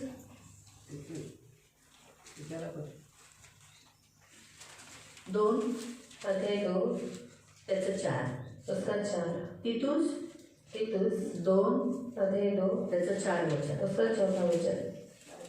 त्यांनी तरुण स्त्रियांना असे शिक्षण द्यावे हा, स्त्रियांना असं सांगावं की त्यांनी आपल्या नवऱ्यांवर व मुलाबाळांवर प्रेम करावे. काय दिले, कुणावर प्रेम करायचं, बाईने कुणावर प्रेम करायचं, स्त्रीने किसके ऊपर प्यार करना है? नवऱ्यावर पति के ऊपर आणि मुलांवर. और बच्चों पर. तुम्हाला कळाल, म्हणजे लग्न जेव्हा दोघे करतात, पुरुष आणि स्त्री, तर दोघांनी एकमेकांवर प्रेम करावं. और जब शादी स्त्री और पुरुष दोनों करते हैं तो दोनों ने एक दूसरे के ऊपर प्यार करना है. बरेच जण फक्त पुरुषाला सांगतात, बाइबल में लिखा है हे पतियों अपने पत्नी से प्रेम करो, लेकिन पत्नियों को भी कहा है अपने पति से प्रेम करो. और बहुत सारी स्त्रियां उसी पुरुषों को बोलती है कि हे बाइबल में लिखा है कि हे पतियों अपनी अपनी पत्नी से प्यार रखो. तो बाइबल में ऐसा भी लिखा है कि हे पत्नियों अपने पति से प्यार करो. इसलिए ये रिश्ता जो शादी, ये जो रिश्ता है वो पवित्र बंधन तो है, लेकिन पवित्र बंधन के साथ साथ प्रेम का रिश्ता है. आणि लग्न हे एक असं नातं आहे ते पवित्र बंधन तर आहे पण ते एक प्रेमाचं नातं आहे. दुसरा ये है जिव्हाळ्याचं नातं, ज्याला आपण म्हटलेलं आत्मिकतेचं नातं.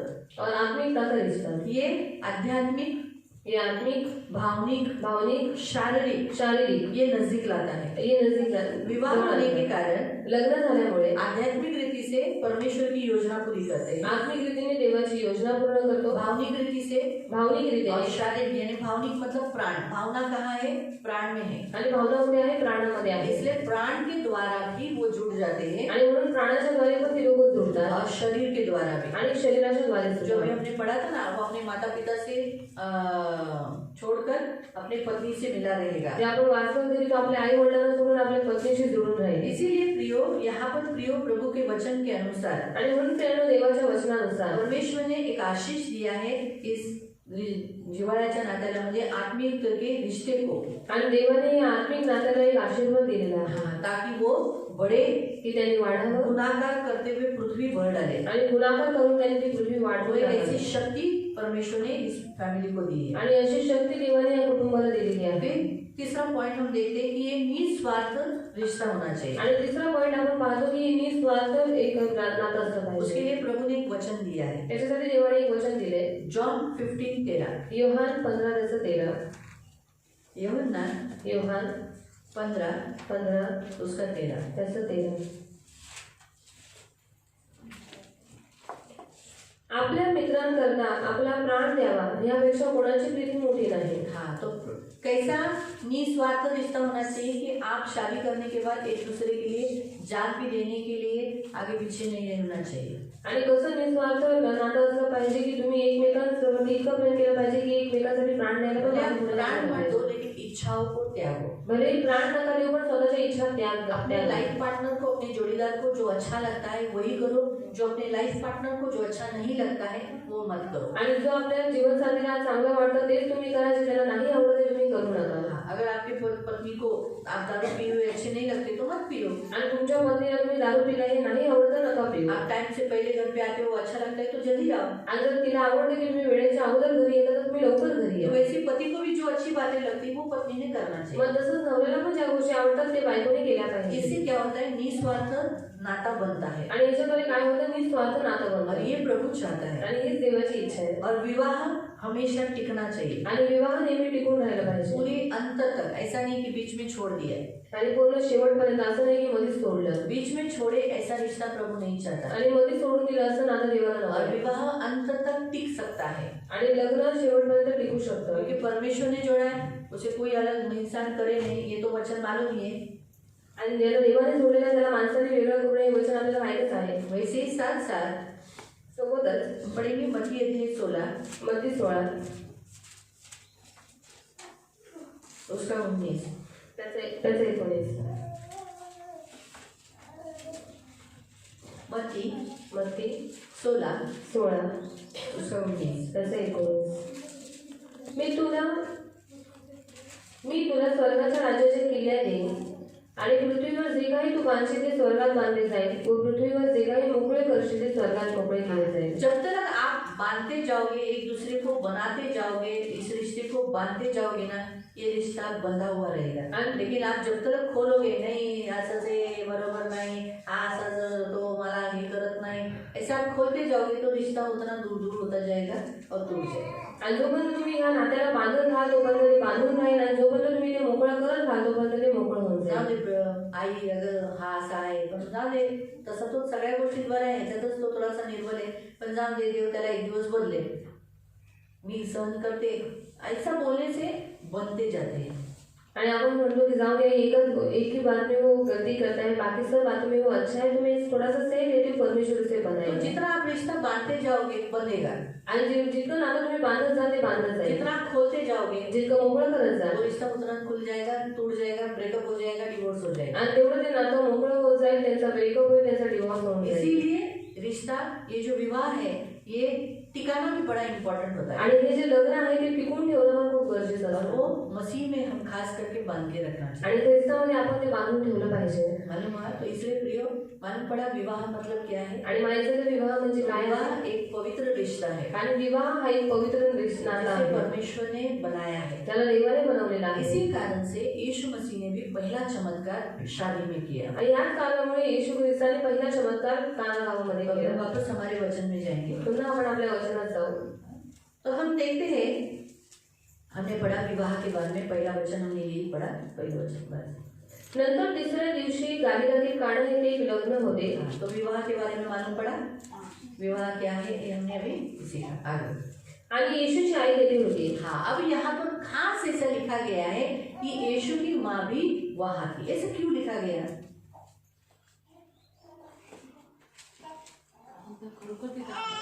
वो वहाँ पर थी, और खास करके यहाँ वो बताना चाहता है कि यीशु की माँ वहाँ थी. तो जब शादी की जगह में माँ, रिश्तेदार, हमारे रिलेटिव्स वो होने चाहिए.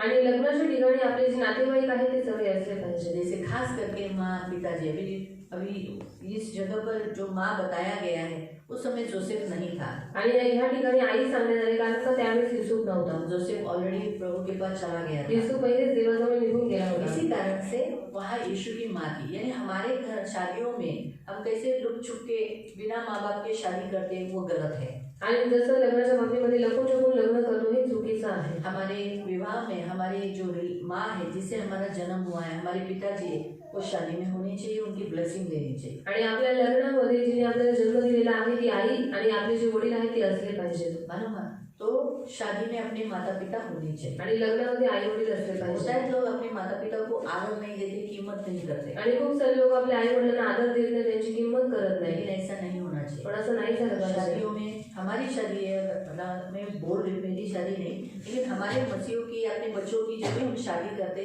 तो उन शादी में पड़ोसियों से, मौसी से, रिश्तेदारों से भी इम्पोर्टेंट होते हैं हमारे जन्म, हमको जिसने जन्म दिया, हमारे माता और पिता. आणि जेव्हा ख्रिस्ती जे तरुण लोक आहेत जेव्हा ते लोक लग्न करतात तेव्हा त्यांच्या लग्नामध्ये नातेवाईकांचे जे दूरचे जे नातेवाईक आहेत त्यांच्यापेक्षा जास्त गरजेचे आहेत त्यांचे आई वडील. तो इसलिए ये दूसरा पॉइंट हम आज सीखते हैं कि शादी में अपने माता पिता होने चाहिए. आणि दुसरा पॉइंट आज आपण शिकतो की लग्नामध्ये आई वडील शादी असले में पाहिजे. उनका एग्री होना जरूरी है. आणि लग्नामध्ये त्यांची सहमती गरजेची आहे. वो नाराज है, ते रागवलेले आहेत, दुखी है, ते दुःखी आहेत, ऐसा नहीं होना. असं नाही झालं पाहिजे. उनकी सहमति होनी चाहिए. त्यांची सहमती असली पाहिजे. आदम और हवा की शादी होने के समय पे उनका जो पिताजी है उसका सहमति था कि आदम की शादी हवा से हो, हवा की शादी आदम से हो. आदम आणि हवेच्या लग्नामध्ये त्यांच्या पित्याची अनुमती होती की आदमाचं लग्न हवेशी व्हावं, हवेचं लग्न आदमाशी जब व्हावं. हमारी शादी में हमारे माता पिता एग्री नहीं होते, उनकी सहमति नहीं होती, तो शादी के थोड़े दिनों के बाद जरूर प्रॉब्लम्स क्रिएट हो जाते हैं. आणि जेव्हा लग्नाच्या बाबतीमध्ये आई वडील सहमत नसतात तेव्हा त्यांची संमती नसते किंवा नंतर मग काय होतं लग्नाच्या नंतर मग लग्नामध्ये गडबडी होऊन जाते. ये हमेशा याद रखो. हे नेहमी लक्षात ठेवा. हमें रोना ही पड़ता है, मग पुढे जाऊन रडावंच दुःख ही लागतं उठाना पड़ता आणि है. दुःख उचलावं लागतं. कोई कोई शादियों में माँ बाप रहते हैं, अभी क्या करेगा, अभी लड़की कर रही है, मेरा बेटा मर्जी से कर रहा है, खड़े तो रहते हैं. काही काही आई वडील जे असतात ते आपली मुलं लग्न करतात म्हणून ती लोक उभे असतात, हंसते हैं, हसतात, लेकिन अंदर वो दुखी रहते हैं. पण आतून ते दुःखी असतात. जैसे अपने बेटे के सुख के लिए वो लोग करते हैं, लेकिन उनको मालूम है बाबा जिस लड़के से मेरा बेटा शादी कर रहा है वो बहू बराबर नहीं है, वो लड़की बराबर नहीं, पानी इसको पिलाएगी, इसकी जिंदगी बर्बाद करेगी. आणि त्यांना माहित असतं की ज्या मुलीबरोबर लग्न करत आहे की त्याचं आयुष्य खराब करून टाकेल, त्याला पाणी प्यावं लागेल. क्या है मालूम, हमारे माता पिताओं को हमसे ज्यादा अनुभव होता है. आणि आपल्या आई वडिलांना आपल्यापेक्षा जास्त अनुभव असतो. ये हमेशा याद रखें. हे नेहमी लक्षात ठेवा. उन्होंने दुनिया ज्यादा देखी रहती त्यांनी जास्त जग बघितलेलं बारिश असतं. उन्होंने ज्यादा खाई रहती पाऊस त्यांनी जास्त खाल्लेला असतो धूप ज्यादा खाए रहते आणि ऊन जास्त खाल्लेलं असतं. ऐसे ही बाल सफेद किए नहीं रहते आणि असे सफेद केस नसतात अनुभव केले. से बाल सफेद हुए ते अनुभवाने केस सफेद झाले इसलिए उनको इंसान परखने का दान रहता है आणि मग त्यांना माणसाला परखण्याचं दान असतं और जो जवानों में नहीं होता है जे तरुणांमध्ये नसतं. उनको सिर्फ ऐसा लगता है हाँ चांगला आहे किती छान दिसतो हँडसम आहे हाँ किती बस गोरी चमड़ी है दो आतमध्ये घाण आहे फिर है मेरी ये वो समझता नहीं है उनको सिर्फ बाहर ही वो लोग देखते हैं मीठी मीठी बातें और तो मनुष्य किती खुळखुळ बोलतो किती गोड बोलतो किती चांगला आहे तो आणि ते नंतर तर गुळगुळ बोलणं ते नंतर किती मोठं भयावह काटा किती चुकवतो ते नंतर कळतं. आणि प्रेम कसं ये जे शादी से पहले जो ये लोग लाइफ पार्टनर पहली बात तो मैं आपको बताती हूँ कोई भी अपनी मर्जी से लाइफ पार्टनर ढूंढ नहीं सकता. आणि कोणीही स्वतःच्या मर्जीने लाईफ पार्टनर नाही शोधू शकत. यहाँ यीशु की माँ का वहाँ उद्देश्य बताना यही है कि हमारे माता पिताओं ने अपने लिए लड़का और लड़की ढूंढना चाहिए. आणि येशूचा इथे सांगण्याचा उद्देश हाच आहे की आपल्या आई वडिलांनी आपल्यासाठी मुलगा किंवा मुलगी शोधली हम पाहिजे खुद नहीं ढूंढना चाहिए. आणि आपण स्वतः नाही शोधलं पाहिजे.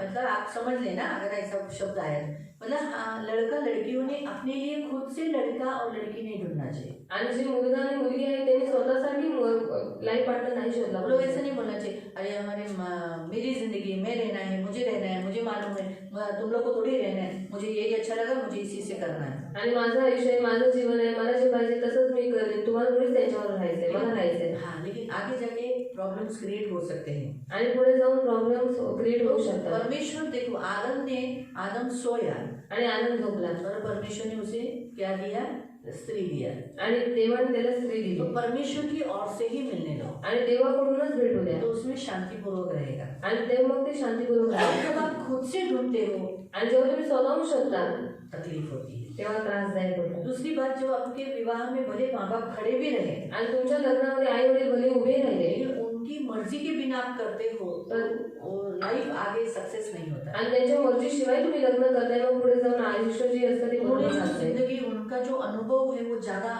आपसे ज्यादा होता है आणि त्यांचा जो अनुभव आहे तो तुमच्यापेक्षाही जास्त असतो. और इसीलिए माँ बाप की चॉइस से ही शादी करो. आई वडिलांची जी निवड आहे त्याच्यानुसार लग्न करा. अगर बुरा हो भी गया आणि जर वाईट झालं जरी तो भी माँ बाप का फुल सपोर्ट रहेगा तरी आई वडिलांचा पूर्ण सपोर्ट तुम्हाला आपको असेल हेल्प रहेगा. तुम्हाला मदत असेल. लेकिन आप अपनी मर्जी से करोगे पण स्वतःच्या मर्जीने तो केलं हमेशा आपको दुख तो उठाना पड़ेगा ताना भी सहना पड़ेगा. आणि नेहमी तुम्हाला दुःख उचलावं लागेल आणि ताणे पण ऐकायला जय लागेल. स्वतःच्या मर्जीने केलास ना अगौर की मर्जी से किया भोग. इसीलिए पति और पत्नी म्हणून नवरा आणि बायको छोड़ के जा सकते हैं सोडून जाऊ शकतात लेकिन माँ बाप पण आई वडील छोड़ के नहीं जाते. सोडून नाही जात. मालूम हुआ माहिती तो झालं? शादी का ये दूसरा मुख्य पॉइंट हम जो देख रहे हैं कि अपनी माँ बाप शादी में सहमति होना ज़रूरी है. माँ बाप शादी में होना चाहिए उनका ब्लेसिंग लेना चाहिए क्योंकि जब वो भले वो शादी में रोते हैं नेचुरली अपनी लड़की जा रही है लड़का का शादी है तो लोग खुशी मनाते हैं मेरे घर में बहू है लेकिन जिसकी लड़की जाती है वो लोग तो रोएंगे. वो रोना भी दर्द का रोना नहीं रहता है वो लोग ब्लेसिंग देते हुए रोते क्योंकि उनसे दूर हो जा रही है तो लड़की नेचुरली रोना आएगा ही ना. आणि त्यांची मुलगी त्यांना सोडून जात असते तेव्हा ते लोक रडतात कारण ते आशीर्वाद देऊन रडतात कारण का त्यांची मुलगी लांब झाली तर त्यांना रडायला वो येईल नेचुरल है आणि ते नॅचरल वो आहे. रोने से कर्ज नहीं मिलेगा आणि ते रडल्याने श्राप नाही भेटला वो श्राप में नहीं बदलेगा. आणि ते श्रापात नाही बदललं. उनकी लड़की की विदाई हो रही है तो रोना आएगा ना ये तो विदाई तो होती चलेगी आणि आता विदाई होत आहे तर मग रडायला ते येणारच. वो नेचुरल है नैसर्गिक है. आणि येतच ते नॅचरल आहे नैसर्गिक आहे. तो इसीलिए प्रियो याद रखो तो जो यहाँ लिखा गया है यीशु की माता भी वहाँ थी इसका मतलब शादियों में हमारे माता पिता होने चाहिए. यीशु की उनकी मर्जी से शादी होनी चाहिए.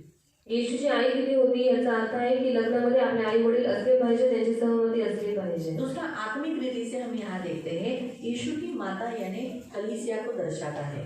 आणि आर्थिक रीतीने आपण पाहतो की येशूची आई म्हणजे आपण मंडळीबद्दल पाहतो. तो जैसे काना फिर से बोल पढ़ काना इथे एक लग्न होते. काना इथे एक लग्न होते वैसे ही आपके शादी का ठिकान भी परमेश्वर बताता है वो है चर्च. आणि तुमच्या लग्नाचं ठिकाण पण देव तुम्हाला सांगतो ती म्हणजे मंडळी. याद रखो हमारी शादी का जो जगह, जैसे यहाँ लिखा है काना के गांव में एक विवाह था, वैसे मसीहों का भी विवाह का जो स्थल होता है, जगह होता है, वो चर्च होना चाहिए. आणि काना गावामध्ये इथे लग्न होतं, मग तसंच ख्रिस्ती लोकांचं विवाह करण्याचं जे स्थान आहे ते मंडळी असली पाहिजे, कलीसिया होना चाहिए, मंडळी असली पाहिजे, जो यहाँ स्पष्ट रीति से बताता है. जी इथे स्पष्ट रीतीने सांगण्यात आलं. कलीसिया में शादी हो जानी चाहिए, क्योंकि कलीसिया में पिता परमेश्वर भी, क्योंकि कलीसिया कैसे एक अलग की गई रहती है, पवित्र की गई रहती है और परमेश्वर की सजी सजाई रहती है. आणि मंडळी पवित्र केलेली असते, वेगळी केलेली असते आणि देवाने नटवलेली असते. दूसरा, कलीसिया को अथॉरिटी है. आणि दुसरं मंडळीला अधिकार आहे. अधलों के फाटक उस पर प्रबल नहीं होते. आदर लोकांचे पाठक त्याच्यावरती प्रबल होत नाही, ये याद रखना. हे लक्षात ठेवा. इसलिए कलीसिया में शादी होने पर म्हणून मंडळी लग्न झाल्यावर अधलों के फाटक उस दंपत्ति, उस विवाहिता को, उस जोड़पे को अधलों के फाटक प्रबल नहीं होते. आणि ते जे जोडपं आहे त्याच्यावरती आदर लोकांचे फाटक प्रबल होत नाही. अभी बहुत लोगों को ऐसा लगता है हमारी शादी हॉल में होना चाहिए, करो ना. आणि खूप लोकांना असं वाटतं की आमचं लग्न हॉलमध्ये झालं पाहिजे करा ना. लेकिन शादी किधर करनी चाहिए? पण लग्न कुठे केलं पाहिजे? चर्च में आके शादी करो, मंडळी देऊन लग्न और करा हॉल में रिसेप्शन. आणि हॉलमध्ये रिसेप्शन ठेवा. बहुत सारी जगह ऐसा होता है, खूप ठिकाणी असंच होतं, बहुत जगह. खूप ठिकाणी. केरल में भी ऐसे ही होता है. आणि केरळमध्ये पण असंच बहुत होतं. सारे चर्चेस में, हमारे भारत देश में, बहुत बाहर गांव में, अन्य सभी जगह में कलीसिया में फादर, थोड़े से लोग कलीसिया में आते हैं, शादी लगाते हैं, शादी कर दिया, वो लोग की जो विधि के अनुसार शादी हो जाती है और फिर वहाँ से वो लोग दूल्हा दुल्हन थोड़ा टाइम बैठ के फोटो वीटो खींच के सब जोड़ पे हैं कांग्रेचुलेशन कांग्रेचुलेशन कांग्रेचुलेशन करके बाहर निकलते हैं और अपनी अपनी गाड़ी में उन्होंने एक हॉल बुक किया रहता है. फिर वहाँ पर या लॉन्स वहाँ पर जाकर या अपने दरवाजे में वो लोग वहाँ पर रिसेप्शन करते हैं. आणि खूप साऱ्या ठिकाणी असंच होतं की लोक चर्चमध्ये येतात, चर्चमध्ये नियम देवाच्या विधीनुसार लग्न करतात आणि मग त्याच्यानंतर ती लोक जिथे त्यांनी हॉल ठेवलेला आहे किंवा लॉन्समध्ये किंवा घराच्या समोर ती लोक रिसेप्शन ठेवतात. अक्सर बहुत सारे लोग ऐसे करते हैं क्योंकि उन्हें चर्च में वहाँ सेलिब्रेशन नहीं करना है, इसलिए बहुत सारे लोग हॉल में कर देते हैं. आणि चर्चमध्ये त्यांना सेलिब्रेशन नाही करायचं म्हणून ते लोक हॉलमध्ये सेलिब्रेशन उनका करतात. फूड, उनका बुफे सिस्टम, जैसा उनको रखना है, जैसे उनकी इच्छा है वैसे वो लोग सेलिब्रेशन कर देते. शादी उनके लोगों के सामने हो जाती है चर्च में. आणि लग्न हे लोकांच्या समोर देवाच्या मंडळीमध्ये होऊन तो जातं. इसलिए प्रियो, दूसरा पॉइंट हमें परमेश्वर बताता है, हमारे शादी का ठिकाण, शादी की जगह का ठिकाण क्या है? वो चर्च. आणि दुसरं पॉईंट देव आपल्याला सांगतो की लग्नाचं ठिकाण काय आहे, देवाचं हर मंडळ. मसीहों की शादी चर्च में होनी चाहिए. आणि प्रत्येक ख्रिस्ती लोकांचं लग्न मंडळी झालं जैसे पाहिजे. यीशु को माँ है, जसं येशूला आई आहे, आपको भी कौन है? तुम्हालाही कोण आहे? कलीसिया है ना, मंडळी आई आहे है ना, ना, माँ आहे ना, जन्म हुआ है ना. जन्म झालाय तो ना. जिधर आपका जन्म हुआ है उधर आपकी शादी हो जाएगी. म्हणजे जिथे तुमचा जन्म झालेला आहे तिथे तुमचं लग्न झालं पाहिजे. मानो याद रखो, जहाँ हमारा जन्म होता है, जिधर अभी हम आपने बपतिस्मा इधर ही लिया है, कारण तुम्ही बपतिस्मा इथेच घेतला, तो आपका जन्म इधर ही हुआ है. म्हणजे तुमचा जन्म इथेच झालाय. तो कली सियोन आपकी माँ हो गई, आणि सियोन तुमची आई आप झाली, सियोन के बच्चे हो गए, तुम्ही सियोनची मुलं झाला. है ना. तो आप सियोन के बच्चे होने के कारण मग तुम्ही सियोनची मुलं तो असल्यामुळे आपकी शादी भी सियोन में ही होनी चाहिए. तुमचं लग्न सियोनमध्येच झालं पाहिजे. जिनकी शादी हो गई वो लोग भाग्यशाली है. आणि ज्यांचं लग्न झालं ते भाग्यशाली आहे. तो ये ठिकान परमेश्वर बताता है. शादी जगह को भी परमेश्वर यहाँ बताया है कि कौन सा, हम शादी कहीं पर भी करो, रिसेप्शन किधर भी करो, लेकिन शादी चर्च में होनी चाहिए. आणि लग्न होण्याची जागा देवाने सांगितलेली आहे. तुम्ही रिसेप्शन कुठेही करा पण लग्न देवाच्या मंडळीतच झालं पाहिजे. क्योंकि चर्च बोला तो वहाँ दूसरा काम नहीं होता है. आणि चर्च म्हटलं तिकडे दुसरं काम नाही होत. हॉल बोला तो बहुत कुछ होता है. आणि हॉल म्हटलं तर खूप काही तिकडे होतं. हॉल में क्या क्या होता है? हॉलमध्ये काय काय होतं? हाँ? मूर्ति रहती है, मूर्ती असते, मूर्ति पूजा होती है, मूर्ति पूजा मूर्ति होती है. पद्धति से शादी होती है, मूर्ती पद्धती अलग अलग करतात. विधि से क्या क्या होता रहता आणि है. वेगवेगळ्या पद्धतीने काय काय पूजा होतं. होती है, पूजा होते. बच्चे का क्या क्या रखा जाता है. आणि मुलांचं वाचन काय काय करण्यात येतं. खूप सारे आयटम करण्यात लेकिन येतात. चर्च में बताओ, पण मंडळी सांगा, सिर्फ परमेश्वर की भक्ति होती फक्त देवाची भक्ती होते. है. इसलिए चर्च में ही शादी हो जाती है. आणि म्हणून मंडळीमध्येच लग्न झालं अपने पाहिजे. दरवाजे पे घर के बाहर ऐसा मंडप डाला और उधर पास्टर को बुला के शादी कराया, वो गलत है. आणि घराच्या बाहेर मंडप टाकून तिकडे पाचवांना बोलून लग्न लावणं हे चुकीचं आप आहे. घर के बाहर मंडप डाला, उधर आप लोगों के सामने कर सकते हैं, लेकिन कैसे? पहले चर्च में आके शादी करो, आणि घराच्या बाहेर मंडप घालून तुम्ही लोकांना बोलू शकता. मग पण पहिले काय करायचे, मंडळीमध्ये लग्न लावा, चर्च में आके शादी करो, मंडळी घेऊन लग्न करा, और दरवाजे के सामने फिर एक दूसरे को जो माला पहनाना है, या मोस्टली तो ऐसा नहीं करते क्योंकि जो लॉन्च में जाते हैं रिसेप्शन में वापस वो लोग हार फूल नहीं डालते. आणि जे लोक लॉन्समध्ये जातात रिसेप्शन करायला, ती लोक पुन्हा हार या नाही हॉल घालत. में शादी वापस वो लोग सज धज के कपड़ा थोड़ा सा चेंज करके वो लोग क्या करते हैं, सीधा स्टेज पे जाते हैं और फिर उनका जो कुछ नाव गिरना या अलग अलग रीति से या कुछ भी वो सब करते हैं. आणि जे लोक त्यावेळेस स्टेजवरती जातात त्यानंतर नाव घेणं बाकीची सगळी क्रिया करतात. या फिर अगर वो लोग सोचो एक दूसरे के लिए और भी कुछ देना चाहते हैं, आणि जर एकमेकांना अजून काही त्यांना द्यायचं असेल, उनको और अंगूठी देना है, अजून अंगठ्या या द्यायच्या कुछ से सोना पहनाना किंवा है, सोनं काही घालायचं, पहनाने के बाद फिर लोग आना चालू हो जाता है. फिर अपने जो लोग लाए हैं मग लोकांनी जे गिफ्ट आणलेले केक आहे कटिंग करते. हाँ हाँ थैंक यू हाँ, फिर वो लोग केक काटते हैं. आणि मग ते लोक केक कापतात. चर्च में केक नहीं काटते, चर्चमध्ये केक नाही कापत, अगर लोग उधर किधर है, कारण लोक कुठे आहेत, उधर है ना तिकडे. चर्च में कुछ ही लोग ज्यादा लोग नहीं आते हैं. आणि चर्चमध्ये जास्त लोक लोक नाही. रिसेप्शन देखते, पत्रिका में देखते अच्छा रिसेप्शन एवढ्या वेळेला आहे, चर्चमध्ये इथं लग्न आहे, 1 तासानंतर रिसेप्शन आहे, अच्छा ठीक आहे आपण रिसेप्शन जातो. काही लोक म्हणतात अरे लग्न इथे आहे ना आपण लग्नाला जाऊ, तिथूनच रिसेप्शनला जाऊ, तिथे जाऊन बसू. हम लोग भी ऐसे ही किए थे. हम लोग भी एक शादी को गए थे, आम्ही एका लग्नात गेलेलो, चर्च में शादी हुई, चर्चमध्ये लग्न झालं 2 घंटे के बाद रिसेप्शन का. आणि 2 तासानंतर रिसेप्शन 2 होतं. घंटा बिताए हम लोग रिसेप्शन की जगह. चर्च से शादी करके फिर हम लोग रिसेप्शन का जगह थोड़ा सा दूर था, आणि चर्चमध्ये लग्न करून नंतर ती रिसेप्शनची जागा थोडी लांब होती, लॉन्च था, ते लॉन्स हम होतं वहाँ जाके बैठे. आणि तिकडे जाऊन आम्ही जो बसलो. कुछ बच्चा कुछ अंदर मतलब बच्चे नहीं जो कुछ फूड सेक्शन लगाया था तो हम खा रहे थे. आणि जे काही जेवण लागलं ते आम्ही मध्ये हाँ, खाल्लं. पूछ रहे थे चालू हुआ क्या पानी पूरी था, बहुत कुछ आइटम था, हम खा रहे थे, टाइम पास किया करते. और हम ही सबसे पहले थे, आणि आम्ही मेहमानों में हम ही पहले थे. बाकी सब तैयारी के लिए सब लोग, मेहमान लोग भी तैयार होने के लिए गए, आणि पाहुणे पण तयार व्हायला गेलेले हम तो ऑलरेडी तैयार होके ही आए थे, आणि आम्ही पहिलेच तयार होऊन आलेलो इसलिए हमको वापस तैयार होने की कोई जरूरत नहीं. आणि पुन्हा आम्हाला तयार व्हायची गरज नाही. हाँ, इसलिए देखा गया तो इसलिए तो हम 2 घंटा बैठे. आणि 2 तास आम्ही बसलो. फिर उन्होंने वहाँ आने के बाद दूल्हा दुल्हन आए, फिर वो आने के समय पे सब लोग ने वो क्या मारते सब लोगों को भगा दिया था, बेचारा दूल्हा दुल्हन को भर के हो गया. पटाखा फोड़ा, क्या क्या कर पटाखे ने वो बोलते ना फ्लावर निकलता है. हाँ, उसमें से फूल निकलते, वो सब करते करते जा रहे थे. सब लोग दूल्हा दुल्हन से तैयार होके आए, नए नए कपड़े कपड़े चूज किया था. फिर वो लोग ऊपर गए, केक काटे, एक दूसरे को केक खिलाया, उनके माँ बाप को भी केक खिलाया. फिर वो केक वहाँ से निकला, फिर रिसेप्शन चालू, फिर रिसेप्शन चालू. कांग्रेचुलेशन हमारी तरफ से आपको. ऐसे करके रिसेप्शन भी हुआ. और फिर बहुत से लोग आते मिलते हैं, तो बहुत लोग ऐसे करते हैं चर्च में, क्योंकि बाइबल के अनुसार ऐसा ही है, शादी चर्च में ही होनी चाहिए. आणि लग्न चर्चमध्ये झालं पाहिजे. तो आत्मिक रीति से दूसरा जो वचन मतलब दूसरी बात जो हमें परमेश्वर बताता है, शादी का जगह कहाँ होना चाहिए, चर्च. आणि आत्मिक रीतीने दुसरी गोष्ट जेव्हा आपल्याला सांगतो की लग्नाचं ठिकाण कोणतं असलं पाहिजे, चर्च. हालेलुया. हालेलुया. आगे बढ़े. येशूला व त्याच्या शिष्यांनाही लग्नाचे आमंत्रण होते. हाँ, तो शादी बोला तो आमंत्रण इम्पोर्टेंट है. आणि लग्न म्हटलं तर आमंत्रण खूप महत्वाचं आहे. जिसकी भी शादी होती है, ज्याचं कोणाचं लग्न होतं उसके माता पिता ने त्याच्या आई वडिलांनी, या जिसकी शादी होती वो खुद, किंवा ज्याचं लग्न होतं त्याने स्वतःहून, उन्होंने आमंत्रण देना जरूरी है. त्यांनी आमंत्रण देणं गरजेचं आहे. माझं आहे ना 31 तारखेला लग्न आहे, या. ऑलरेडी 21 तारीख शादी काय आपली झाली. करणार, आज नाही वाटत स्वतःच्या लग्नाची तू आम्हाला का हे इव्हेंट, अहो माझे पप्पा आले नाही ना म्हणून मी देतोय तुम्हाला, या. हा, वाईट वाटून घेऊ नका. आता काय करणार, बेशरम व्हावंच लागतं स्वतःच्या लग्नाचं इन्व्हिटेशन द्यायला. काय करणार, द्यावंच लागतं ना. माझ्या लग्नाची पत्रिका मी वाटली माझ्या लग्नाची पत्रिका. काय करू नाही शकत, काय वाटले, जेवढ्या छापल्या होत्या तेवढ्या सगळ्या वाटल्या, एक पण घरात ठेवली नाही. हो म्हणायचं त्याचे पैसे वाया गेले ना.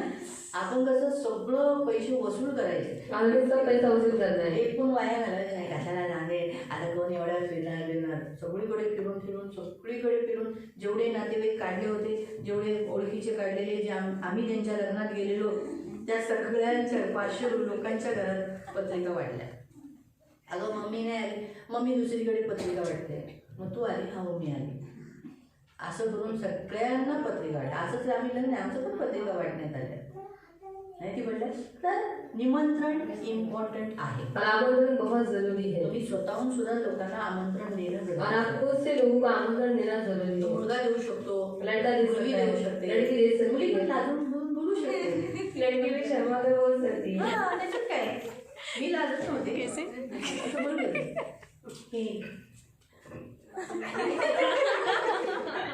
माझ्या लग्नाचं पत्रिका 31 तारखेला लग्न नक्की या.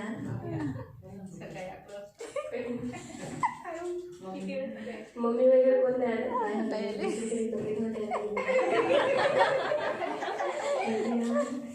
मी माझ्या बघितला मावशी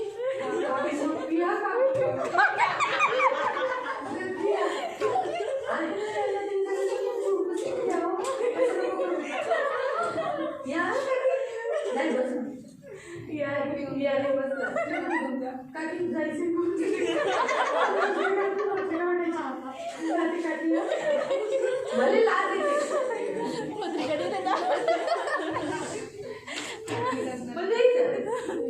निमंत्रण इम्पॉर्टंट आहे. आमंत्रण बहुत जरूरी है. तर म्हणून बघा जे चर्चमध्ये लग्न होतं, आम्ही लोक एवढ्या रिस्पेक्टने आमंत्रण का देतो?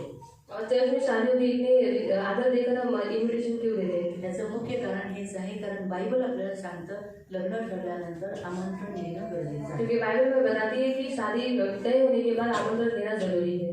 चर्चमध्ये 3 वेळा गाजवणं, म्हणजे 3 वेळा हर रविवारी गाजवणं गरजेचं आहे. और चर्च में 3 बार अनाउंसमेंट करना बहुत जरूरी है. त्याच्याद्वारे आमंत्रण देणं गरजेचं उसके आहे. द्वारा आमंत्रण देना जरूरी है. म्हणून आता कुणाला आमंत्रण द्यायचं आहे, और किसको आमंत्रण देना है हे गरजेचं इथं सांगितलंय. और ये बहुत जरूरी यहाँ पर बताया तिसरा है. पॉईंट कळाला. तीसरा पॉइंट म्हणजे है कि आमंत्रण देना जरूरी है.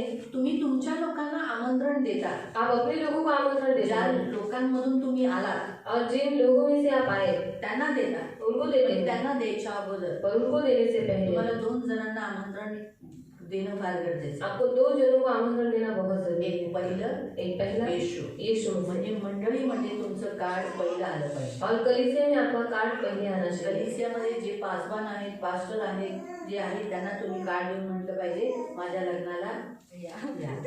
कलीसिया में जो पासवान जर है, आई देते तर आई म्हणायची माझ्या मुलाच्या लग्नाला या. जर वडील देत असेल तर मेरे बच्चे की शादी में आ जाओ, असं बोलू शकतो. म्हणजे अक्सर आता आम्हाला तर कार्ड मुलांनीच दिलेले आहे, त्याच्यामुळे मुलं स्वतःच बोलतात ये ब्रदर मेरे शादी का कार्ड है असं म्हणा. तर राजेशने आपा क्या दिया ना चाहिए तुम्हारे हाथ में, खुद से दिए, वो भी आई थी साथ में उनके, दोनों ने मिलकर कार्ड दिया. तो वो पहला कार्ड यीशु को देना चाहिए, चर्च को देना चाहिए. आणि पहिला कार्ड येशूला म्हणजे चर्चला दिलं प्रेयर पाहिजे. करना चाहिए प्रार्थना केली सारे पाहिजे कार्ड के ऊपर, आणि सर्व कार्डवरती, क्योंकि कार्ड के ऊपर यीशु का वचन लिखा रहता है. कारण कार्डावरती येशूचं वचन दिलेलं असतं. और वो बहुत अविश्वासियों के घरों में भी जाता है. आणि खूप अविश्वासी लोकांच्या घरात पण ते तो ऐसा जातं. उठा, जैसे शादी होने के बाद हम लोग सब लोग क्या करते हैं, कार्ड. आणि लग्न झाल्यानंतर आपण सर्वजण काय करतो कार्डावर, मसीहों का कार्ड फेंकना नहीं चाहिए. आणि ख्रिस्ती लोकांचं कार्ड फेकलं नाही ये पाहिजे. कार्ड जिनके घर में जाएगा उसको आशीष मिले और वो कार्ड ऐसा संभाल के रखे. हमने हमारे जितने हमको कार्ड मिले वो सब हमने हमारे इसके ऊपर लगा के रखे दीवार पर. आणि जेवढे आम्हाला ख्रिश्चन लोकांचे कार्ड भेटले ते आम्ही सगळे आमच्या भिंतीवरती लावून ठेवले, सांभाळून ठेवले. क्यों? क्योंकि वो मसीह वचन है उस पर, कारण त्याच्यावरती वचन आहे, प्रभु का नाम है, देवाचं नाव आहे यीशु का महिमा है उस पर. आणि येशूचा गौरव आहे फिर त्याच्यावरती. जब हम देखते हैं, नजर देखते देखते बोलते प्रभु यांचं चांगलं करा ना, सांगू सुखीचं ठेव. तो नजर भी जाके प्रेयर होता है. तो इसी कारण से हम प्रेयर करके देते हैं ताकि जिन जिन घरों में जाए वो ब्लेसिंग उन्हें मिले. आणि अशा रीतीने प्रार्थना करून देतो की ज्यांच्या घरामध्ये जाऊ त्यांच्या घरामध्ये आशीर्वाद येतात. दूसरा, आपको चेलों को बुलाना है, यीशु के चेलों को. आणि दुसरं येशूच्या शिष्यांना बोलवायचं. कहाँ ढूंढने जाएंगे? अभी स्वर्ग जाएंगे फिर यीशु के चेलों को ढूंढने. आणि आता येशूच्या शिष्यांना शोधायला स्वर्गात चालतात. पतरस किधर है? पेत्र कुठे आहे? आंद्रेयस किधर है? फिलिपस किधर है? अभी और कौन? शिमोन किधर है? सब ऊपर है. आणि सगळे वर आहे. अभी बाबा चेलों को ढूंढने के लिए किधर जाएंगे? आता शिष्याला शोधायला कुठे जायचं? फिर कौन है चेले? मग शिष्य कोण आहे? हम सब है. आप सब. तुम्ही सर्वजण. चर्च में मत्ती अध्याय 28 में आप पढ़ सकते हैं, जिन्होंने पिता पुत्र पवित्र आत्मा के नाम से बपतिस्मा लिया वो यीशु के शिष्य है. मत्ती अध्याय 28 मध्ये वाचू शकता की ज्यांनी पिता पुत्र पवित्र आत्म्याच्या नावाने बपतिस्मा घेतला ते सगळे देवाचे शिष्य आहेत. मेरे ख्याल से कुछ 19, 20, 21 ऐसा वचन है। 18, 19, 20 ऐसा वचन है जहाँ आप पढ़ सकते हैं कि यीशु के शिष्य जिन्होंने बपतिस्मा लिया। आणि 18-19 आपण तिथे पाहू शकतो ज्यांनी बपतिस्मा घेतला ते येशूचे शिष्य आहेत. इसलिए यीशु के शिष्यों को बुलाना इम्पोर्टेंट है। येशूच्या शिष्यांना बोलवणं गरजेचं तो आहे. यीशु के चेले यानी चर्च के लोग आने चाहिए। आणि येशूचे शिष्य म्हणजे चर्चचे लोक आले पाहिजे. अपने चर्च के लोग जिधर हमारा बपतिस्मा हुआ, जहाँ हमारे घर के लोग मसीह के लोग हैं, उन्हें हम शादी में बुलाना चाहिए। आणि जिथे आपला बपतिस्मा झालेला आहे त्या मंडळीच्या लोकांना आपण लग्नात बोलवलं पाहिजे. बहुत लोग बहुत जनों को नहीं पहचानते, आणि खूप सारे लोक खूप लोकांना ओळखत नाही, लेकिन फिर भी खुद से जाकर बोलना चाहिए। तरी स्वतःहून जाऊन बोललं पाहिजे. हो 31 तारखेला माझ्या मुलाचं लग्न आहे, या हा भाऊ नक्की या तुम्ही आज करू नका, नक्की या मी तुमची वाट बघेन हा। हे करणं गरजेचं आहे आणि करणं जरुरी आहे. जरी मी आमंत्रण दिलं भले मैंने आमंत्रण दिया तरी तुम्हालाही आमंत्रण देणं जेवढं त्यांना तुम्ही ओळखता त्यांना कधी कधी काही लोक अशी अपेक्षा पण करतात की त्यांनी पण आम्हाला बोलवलं पाहिजे। और कुछ लोग ऐसी आशा रखते हैं कि उन्होंने हमें बुलाना चाहिए. काही काही लोक हो दीदीने बोललं तो काही लोक आम्हाला त्यांनी कोणाला बोलवलं और दीदी ने हमको बुलाया पर उन लोगों ने हमें क्यों नहीं बुलाया. तरी त्यांनी पण आम्हाला बोलावलं, बघितलं समोरून बघून गेला पण आम्हाला बोलवलं नाही। और सामने से गए फिर भी हमें नहीं बुलाया. तर म्हणून आपण आपल्या शिष्यांना पण बोलवलं पाहिजे। और हम हमारे परमेश्वर के शिष्यों को बुलाना चाहिए. तर लग्न म्हटलं तर येशूचे शिष्य लग्नात पाहिजे। और शादी बोला तो यीशु मसीह के शिष्य शादी में चाहिए. जरी आपल्या समाजातली लोक नसली ना तरी चालते, और भले हमारे समाज के लोग नहीं होंगे तो भी चल जाएगा. येशूची लोक पाहिजे, और यीशु मसीह के लोग चाहिए. फार गरजेचं आहे त्यांनी जेवलं पाहिजे, बहुत जरूरी उन्होंने खाना पाणी खाना पिलं खाना पाहिजे, चाहिए, पानी पीना आईस्क्रीम चाहिए, खाल्ली पाहिजे, आइसक्रीम खाना चाहिए. खाद्य सर्व खाऊन गेले पाहिजे, और ये सब खाकर जाना जेवून चाहिए. खाऊन पिऊन गेले पाहिजे, खाओ पीकर अच्छे से जाना चाहिए. त्यांनी आनंद केला पाहिजे। आनंद देना चाहिए. ज्या लग्नात लोक आनंद करतात देव ख्रिस्तामध्ये लग्नामध्ये, ते लग्नाला देव त्यांचा ब्लेसिंग लागतो। अरे वा छान जेवण होतं, काही चिकन होतं, क्या आइसक्रीम मस्त चिकन, कधी दिदी कोणा तिची चिकन ठेवली राहुलचं लग्न निघून गेलं, आता वर्षाचं लग्न कधी येतं चिकन भेटेल। आता आईस्क्रीम तुम्ही खाल, आइसक्रीम आप लोग खाओगे पुढच्या वेळेला तुम्ही चिकनची आठवण नाही ठेवणार, और उसके बाद चिकन को याद नहीं रखोगे. कधी पुढचं लग्न येते आपल्याला आईस्क्रीम भेटेल, कब अगली शादी आएगी हमको आइसक्रीम मिलेगा. मग विचार करून अरे आठवण येईल, मग लोक खुशी होईल। और इस वजह से लोग खुश हो जाएंगे. पुढच्या लग्नाला तुम्ही पाणीपुरी खाल, और अगली शादी में पानी पूरी मग खाओगे, तुम्ही विचार अरे यार, मग तुम्ही आईस्क्रीमला विसरणार, फिर आइसक्रीम भूल जाओगे. तुम्ही कुणाचं लग्न निघेल, कारण ते जीव जेव्हा संतुष्ट होतो ना, और जब हमारा प्राण संतुष्ट हो जाता है आशीर्वाद देतो। तब आशीष निकलती है. मी एका घरात उपाशी गेली, और मैं एक घर में भूखी गई, खूप भूक लागली, मुझे बहुत भूक लगी थी कडकडून भूक लागली, और बहुत भूक लगी तो मग मी पहिलाच विचार केला मी हॉटेलमध्ये जेवून घेते आणि मग नंतर त्यांच्या घरी जाते। पहले मैंने सोचा मैं होटल में खाना खा लेती हूँ, बाद में उनके घर पर जाते हूँ. पण आतून प्रभू बोला नाही तिथं बाहेर जेवलीस आणि त्यांनी जर तुला जेवण ठेवलं असेल तर तुझ्या पोटात जेवण जाणार नाही, हे तू चुकीचं करते, तिथे जेवू नको, सरळ तिथे जा, तर तुझ्यासाठी त्यांनी जेवण बनवलंय। अंदर से प्रभु ने कहा कि अगर तूने यहाँ पर खाना खाया तो वहाँ पर तुझे खाना नहीं जाएगा, इसलिए तू उधर ही खाना खा. उन्होंने खाना बनाया है मला तर एवढी भूक लागली, और मुझे इतना भूक लगा था. म्हटलं आता जर समजा त्यांनी जेवण नाही ठेवलं तर माझं तर हालतच खराब होईल, माझं गळून गेलेली मी, और मैं पूरी रीति से कर चुकी थी. पण आतमध्ये घरी गेल्या घर के अंदर जाने के बाद माझ्या जेवण तयार आहे, अच्छी सी खुशबू आई. प्रभू बोला मी तुला बोललेलो ना जेवण तयार आहे, तू बाहेर जेवू नको, कारण मी एकदा बाहेर जेवली तर मग मी तर त्यांच्या घरात जेवणार नाही, कारण माझं पोट छोटं आहे और मेरा पेट छोटा है, अगर मैं बाहर खाना खाया तो मैं उनके घर में खाना नहीं खाती. म्हणून मग मी विचार कर, नंतर घरी गेलेल्या त्या मावशी मला म्हणाल्या दीदी पहिलं प्रार्थना करणार का तुम्ही जेवून घेणार, म्हणलं नाही आपण जेवून घेऊ नंतर मग प्रार्थना करू। आणि तसंच झालं, पहिलं मी पोटभर जेवून घेतलं, पहले पेट भर मैंने खाना खाया. प्रभू झोप येऊन देऊ नका, प्रभु ने कहा नींद आने मत देना. पण जेव्हा भूक लागलेली असते ना तेव्हा आपण जेवतो तेव्हा झोप येत नाही, और जब हमें भूख लगती है तब हम खाना खाते हैं तो उसके बाद नींद नहीं आती. त्याच्यानंतर जी माझ्या तोंडून जे आशीर्वाद निघाले, और उसके बाद जो मेरे मुंह से आशीष निकली. आता त्या मावशी स्वतःहून फोन करतात, तुम्ही आल्यानंतर माझं एवढं चांगलं झालंय, कधी येतात पुन्हा स्वतःहून फोन करून कधी येतात, म्हटलं अहो येईल पुढच्या महिन्यात येईल, आता उपास प्रार्थना चालू पुढच्या महिन्यात येईल, आता पुन्हा तसंच कालवण करा, मला खूप आवडलं. हा नक्की नक्की. म्हणून तर तुम्ही आल्यानंतर माझ्या घरात एवढा आशीर्वाद झाला, एवढे पैसे आले आणि एवढा आशीर्वाद, थोडंसं कर्ज पण कमी झालं आणि आजारापासून ते घरातून जरा सगळी मुक्ती झाली. बरेच जण त्या घरात आजारी होते, ते बोलले घरात मेन आमचा आजार गेला, पैसे बचत राहू लागले, पैसे आले आणि थोडंसं कर्ज पण फिटलं. म्हणून ती म्हणते की पुन्हा कधी येणार, कारण तुमच्या उपाशी जीवाला मी तृप्त केलं. म्हटलं हा येईल, आता उपाशी होऊनच येईल. तर असंच म्हणून ख्रिस्ती लोक जेव्हा आशीर्वाद देतात ना, तो लागतो. और मसीह लोग जब तुरंत होकर आशीष देते ना तो वो लगती है. म्हणून प्रियांनो लक्षात ठेवा, शिष्य पाहिजे, और इसलिए प्रिय याद रखो शिष्य चर्चची चाहिए, लोक पाहिजे. चर्च के लोग चाहिए. कळालं? तर इथपर्यंत लग्नाचं कळालं. यहाँ तक शादी के बारे में समझ में आया. पहिला लग्न हे देवाकडून आहे. और शादी परमेश्वर की ओर से है. लग्नामध्ये पुरुष आणि बाई, शादी में पुरुष और स्त्री, 2 पुरुष आणि 1 बाई लग्न नाही करू शकत. 1 पुरुष 4-5 बायका लग्न नाही करू शकत. और 2 पुरुष 1 स्त्री शादी नहीं कर सकती, 1 स्त्री 4-5 पुरुष शादी नहीं कर सकती. पुरुष लग्न करू शकत नाही, पुरुष शादी नहीं कर सकते, बाई लग्न करू शकत नाही, और स्त्री शादी नहीं कर पुरुष सकते. आणि बाईच लग्न करू शकत. पुरुष और स्त्री ही शादी कर सकते हैं. या जगात जरी तुम्ही या जगात राहतात आणि जर तुमच्या बाजूला पुरुष लग्न केलेले किंवा हिजड्यांबरोबर लग्न केलेले किंवा बाया लग्न करून राहतात, त्याला संमती कधी देऊ नका. और अगर आपके पड़ोस में अगर कोई ऐसा, आपके शहर में गांव में ऐसा कोई व्यक्ति होगा जो पुरुष जिन्होंने शादी की है, स्त्री शादी की है, तो उनके साथ आप कभी भी सहमत मत होना. कधी तुम्ही तुमची संमती दर्शवू नका. और कभी भी अपनी संमति मत दर्शाएं. बायबलमध्ये पहिलं ग्रंथीकरांचं पत्र अध्याय 5 मध्ये आपण वाचतो, तिथं एका पुरुषाने त्याच्या सावत्र आईबरोबर लग्न केलं. और पहला ग्रंथी की बद्री अध्याय 5 में आप पढ़ सकते हैं कि वहाँ पर एक पुरुष ने अपनी सौतेली माँ के साथ शादी आणि की. त्या मंडळीतील लोकांनी त्याच्याशी संमती दिली, त्याच्याशी बोलायचे, चालायचे, हसायचे, त्याच्यावर बसायचे, जेवायचे.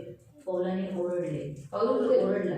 और कलीसिया के लोगों ने क्या किया, उसके साथ वो बात करते थे, उसके साथ खाते पीते थे, उसके साथ मजाक से बात करते थे, पर पौलुस ने उनको डांटा.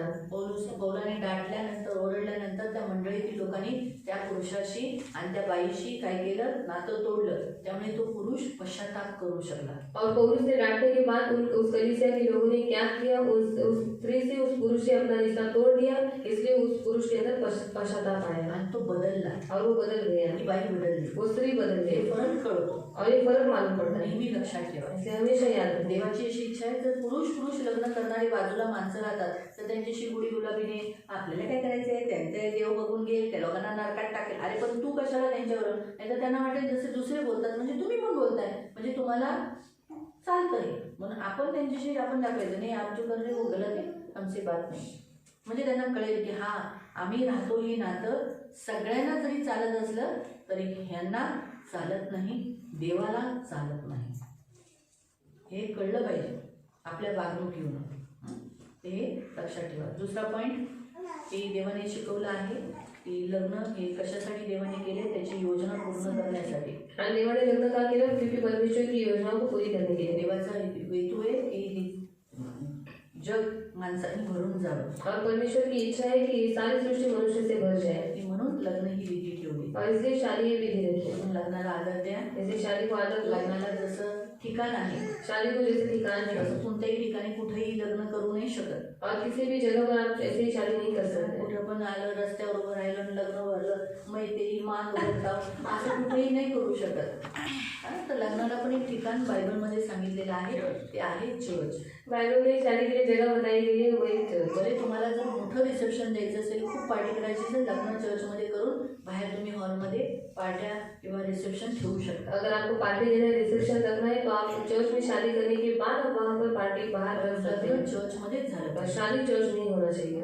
तिसरा पॉईंट आपण काय बघितला, तीसरा पॉइंट हमने क्या देखा, की निमंत्रण, लग्नाला निमंत्रण द्यायचंय. और शादी को आमंत्रण देना है. लोकांना आमंत्रण द्या. लोगों को आमंत्रण दो. पहिलं निमंत्रण देवाला, पहला निमंत्रण परमेश्वर को, दुसरं मंडळीला. बाद में कलीसिया. मंडळीतल्या लोकांना लग्नाला बोलवायचं. और कलीसिया के लोगों को शादी में मग बुलाना. तुम्ही तुमच्या आजूबाजूला जे राहतात, शेजारी राहतात, तुमच्या ज्या जातीतून तुम्ही आले त्यांना तुम्ही देऊ शकता. त्या बहाण्याने ते वचन ऐकतील ना लग्नाला आल्यानंतर. और बाद में जो अड़ोस पड़ोस में रहते, जो आपके पहचान वाले लोग हैं, उनको आप बुला सकते हैं, क्योंकि वो शादी में आकर परमेश्वर का वचन सुनेंगे. कारण लग्नाला आल्यावर फक्त असं डायरेक्ट लग्नाला आले, लग्न केलं असं नाही होत ना. आम्ही लोक सुदियारांना घेतो, नंतर कसं आम्हीच नाही, सर्व मंडळांमध्ये हा रूल आहे. स्तुती आराधनाशिवाय कोणतंच काम होत नाही. और स्तुति उपासना के सिवाय दूसरा कोई भी काम पहले नहीं होता. आम्ही एका लग्नाला गेलेलो ना, और एक शादी में हम लोग गए थे तिथं एक जण म्हणाला ऑलरेडी शादी को बहुत टाइम हो चुका है. और वहाँ पर एक जन ने कहा कि आता पहिलेच लग्नाला खूप वेळ झाला ऑलरेडी आहे. 1 तास होऊन गेलेला, वेळ पण निघून गेली होती. ऑलरेडी 1 घंटा हो चुका था. ते बोलले की एक काम करेंगे, हम स्तुति आराधना नहीं करेंगे. आणि तो म्हणाला की काम करूया आपण स्तुति उपासना नको करूया. मैं बोला ऐसा थोड़ी है, आणि म्हटलं असं थोडीच आहे. तो स्तुति आराधना ही है. आणि मेन तर स्तुति उपासनाच आहे. लोग कंटाले नहीं कंटाले, लोकांना कंटाळा येऊ नाही तर न येऊ. मेन तो प्रभु चाहिए ना हमको शादी में. आणि मेन लग्नामध्ये प्रभू पाहिजे अगर आपल्याला. शादी में प्रभु ही नहीं है तो फिर क्या फायदे का. लग्नामध्ये देवच नाही तर मग काय फायद्याचं. फिर वो जो पास्टर है बोला बराबर है सिस्टर, आप बराबर बात करते हैं, एक काम करेंगे हम स्तुति आराधना पहले कर लेंगे. आणि तो पास्टर बोलला ठीक आहे आपण तुम्ही बरोबर बोलताय आपण पहिले स्तुति उपासना करू मग मैं लग्नाची डायरेक्ट विधी. ऐसा विधि नहीं चालू करूंगी. आणि म्हटलं मी डायरेक्ट अशी विधी नाही चालू करणार. आपको पहले क्या करना पड़ेगा, स्तुति आराधना लेना ही पड़ेगा. आणि पहिले तुम्हाला स्तुति उपासना आपको घ्यावी नहीं जमता लागेल. तो हम लोग खड़े होके हम लोग स्तुति आराधना आणि करेंगे. तुम्हाला नाही जमत तर आम्ही सुरुवात करतो. लेकिन वो लोगों ने स्तुति आराधना लिया, प्रभु की दया से अच्छा लिया. पण त्यांनी स्तुति उपासना घेतली देवाच्या दयेने चांगली घेतली. वचन बाद में लिया क्योंकि शादी का समय हो चुका था ना, और हमने जो हम एक समय रखते हैं ना, उसी समय पर मैरिज को ब्लेस करना चाहिए. आणि जी वेळ आपण ठेवलेली असते ना त्याच वेळेवरती त्या लग्नाला आशीर्वाद दिला पाहिजे. 12 का 1 बजाना नहीं है. आणि 12चं 1 नाही वाजवायचं. चर्च ही है, मंडळीच आहे अपना है, आपलंच आहे. 12 बजे शादी रखा, 1 बजे किया तो नहीं.